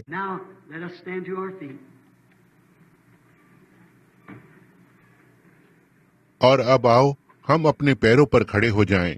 मैं बोलने में निर्बल हूँ, अपने शब्दों का गलत उच्चारण करता हूँ, और मैं ये कहना चाहता हूँ क्योंकि मैंने ऐसा करने के लिए विवश को महसूस किया। यहाँ कितने लोग अपने हाथ को उठाएंगे कि आप समझ गए हैं कि परमेश्वर की संगीत रचना से मेरा क्या मतलब है? अपने हाथ को उठाएं। धन्यवाद। अच्छा है, क्या आप इसे विश्वास करते हैं? तब यही एक संगीत रचना है। देखिए, आप पाएंगे कि यह एक जंक्शन पर या मोड़ पर आता है। हर कोई सोच में पड़ जाता है। मैं इसे जंक्शन कहता हूँ। मैं संगीत नहीं जानता। यहाँ एक संगीतकार है। क्यों? वो मुझे मेरे असभ्य तरीके से कहने के लिए क्षमा कर देगा, लेकिन ऐसा है, वे बजा रहे हैं। उनके पास अभिनय करने के लिए कुछ तो होना है। यह स्वर बहुत नीचे चला जाता है, बहुत नीचे। आप सोचते होंगे कि यह क्या है, लेकिन देखो, यदि आप इसकी लय में आते हैं तो आप इसे समझ जाते हैं। यही एकमात्र तरीका है कि आप कभी परमेश्वर को समझेंगे। इसकी लय में आ जाएं। यह क्या है? मैं कैसे करूँगा? भाई ब्रैनम, मैं भी उतना ही सच्चा मेथोडिस्ट, बैप्टिस्ट या पेंटिकॉस्टल हूँ। यह लय नहीं है। लय परमेश्वर है। परमेश्वर वचन है। वचन परमेश्वर है। वचन की लय उसके वचन का पालन करना है। फिर जब आप वचन का पालन करते हैं तो वो आपके लिए सही लय को बजाता है। तब आप अपना स्थान लेते हैं। जब भी यह नीचे नीचे नीचे ऊपर जाता है, जो कुछ भी यह है, आप उन जंक्शन या मोड़ को जानते हैं। कभी कभी आप कहते हैं, ओह हृदय का दर्द और परीक्षाएं। क्या परमेश्वर ने नहीं कहा सारी बातें मिलकर उनके लिए भलाई को उत्पन्न करती हैं जो उससे प्रेम करते हैं? जबकि मैं अपनी संगीत की रचना को बजा रहा हूँ, और तब आप पाते हैं कि आप दुख उठाते हैं, गिरा दिए जाते हैं, सताए जाते हैं और आपका मजाक उड़ाया जाता है। याद रखें, यही वो भाग है जो उस तरह से जाता है। यदि यह ऐसा नहीं है तो संगीत रचना की धुन से बाहर हैं। महान संगीतकार ठीक ठीक जानता है कि इसमें क्या है। वो जानता है, वो आपको आदि से जानता है। उसने आपके नाम को मेमने की जीवन की पुस्तक में जगत की बुनियाद डालने से पहले रखा। क्या आप यह विश्वास करते हैं? वो जानता है कि आपको क्या करना है। कोई फर्क नहीं पड़ता कि यह लय कितनी नीचे चली जाती है और यह कितना अंधेरा दिखाई देता है। इसे उसी तरह से होना है। लेकिन याद रखें, यदि यह मृत्यु की छाया में से होकर चला जाता है, मैं पुनरुत्थान और जीवन हूँ। मैं उसे फिर से जिलाकर खड़ा करूंगा, और जब महान निर्देशक नीचे आता है, और उस संकेत करने वाली छड़ी को नीचे रखता है, तब समय और नहीं रहेगा। जब वो दूत प्रकाशित वाक्य के 10वें अध्याय का एक पैर जमीन पर और एक समुद्र पर रखता है और उसके सिर के ऊपर एक मेघधनुष होता है, वो शपथ खाता है, समय और नहीं रहेगा। जब वो समय आएगा तो आप मरे हुए में से जी उठेंगे, जबकि बाकी के लोग वहाँ पड़े रहते हैं। आप अंदर चले जाएंगे। संगीत रचना में बने रहें, परमेश्वर के वचन में बने रहें। कोई फर्क नहीं पड़ता कि यह कितना कठिन है, ठीक इसके साथ बने रहें जहाँ कहीं भी परमेश्वर बजा रहा है। कभी कभी वो बंधन तोड़ने के लिए, आपको आजाद करने के लिए मुसीबतें खड़ी करता है। वो ऐसा करता है। आप कहते हैं ठीक है, मैं नहीं जानता कि मैं क्या करूं। वो जानता है। क्या अंतर है? आप बस भूमिका को निभा रहे हैं। वही वो एक है जिसने आपको अपने हाथ में लिया है। वो आपको निर्देशित करता है। याद रखें, यह सब एक इशारे के द्वारा किया गया है। हम उस समय को देखते हैं जिसमें हम रह रहे हैं, उस इशारे के द्वारा जिसमें हम रह रहे हैं। इसलिए हम जानते हैं कि संगीत रचना आज क्या करती है। यह एक अलग करने का समय है, उजाले को अंधकार से हटाते हुए। आइए हम इसे एक साथ कहें, जिससे कि आप इसे ना भूलें, क्योंकि मैं यह महसूस कर रहा हूँ कि इसे कहूँ। यह अंधकार से उजाले को ले रहा है। आइए इसे फिर से कहें, यह अंधकार से उजाले को ले रहा है। यह परमेश्वर की संगीत रचना है। वो इसे आकाश में दिखा रहा है, वो इसे ब्लैक बोर्ड पर दिखा रहा है, वो इसे अपने आप में दिखा रहा है। उसने वचन में इसकी प्रतिज्ञा की है। हम इसे प्रमाणित होते हुए देखते हैं। वो गेहूं को भूसी से अलग कर रहा है, वो अंधकार से उजाले को ले रहा है। क्या आप उस पर विश्वास करते हैं? क्या आप अपने पूरे हृदय से करेंगे? तब आइए हम अपने अच्छे गीत को गाएं। और मैं पास्टर लोगों से कुछ शब्द कहना चाहता हूं, बस 1 मिनट। भाइयों, प्रभु आपको आशीष दे।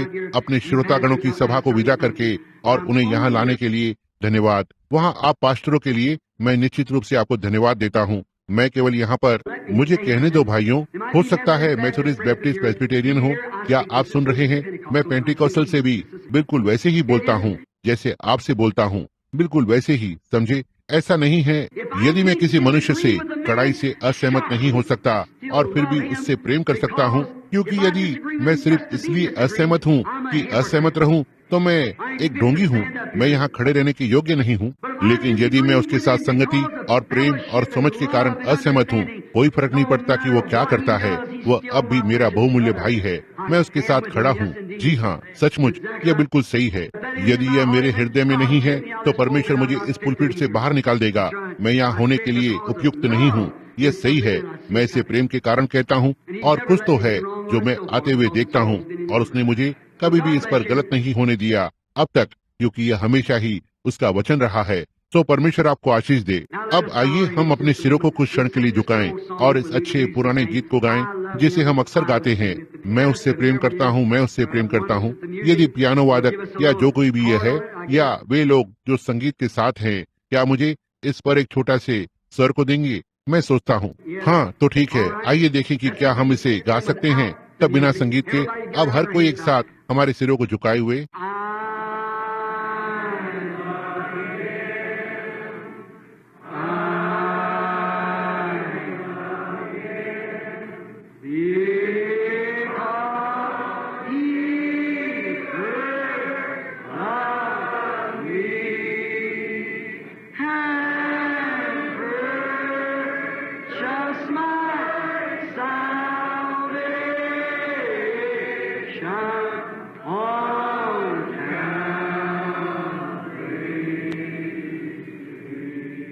मैं सोचता हूँ कि उन्होंने अब टेप बंद कर दिए हैं।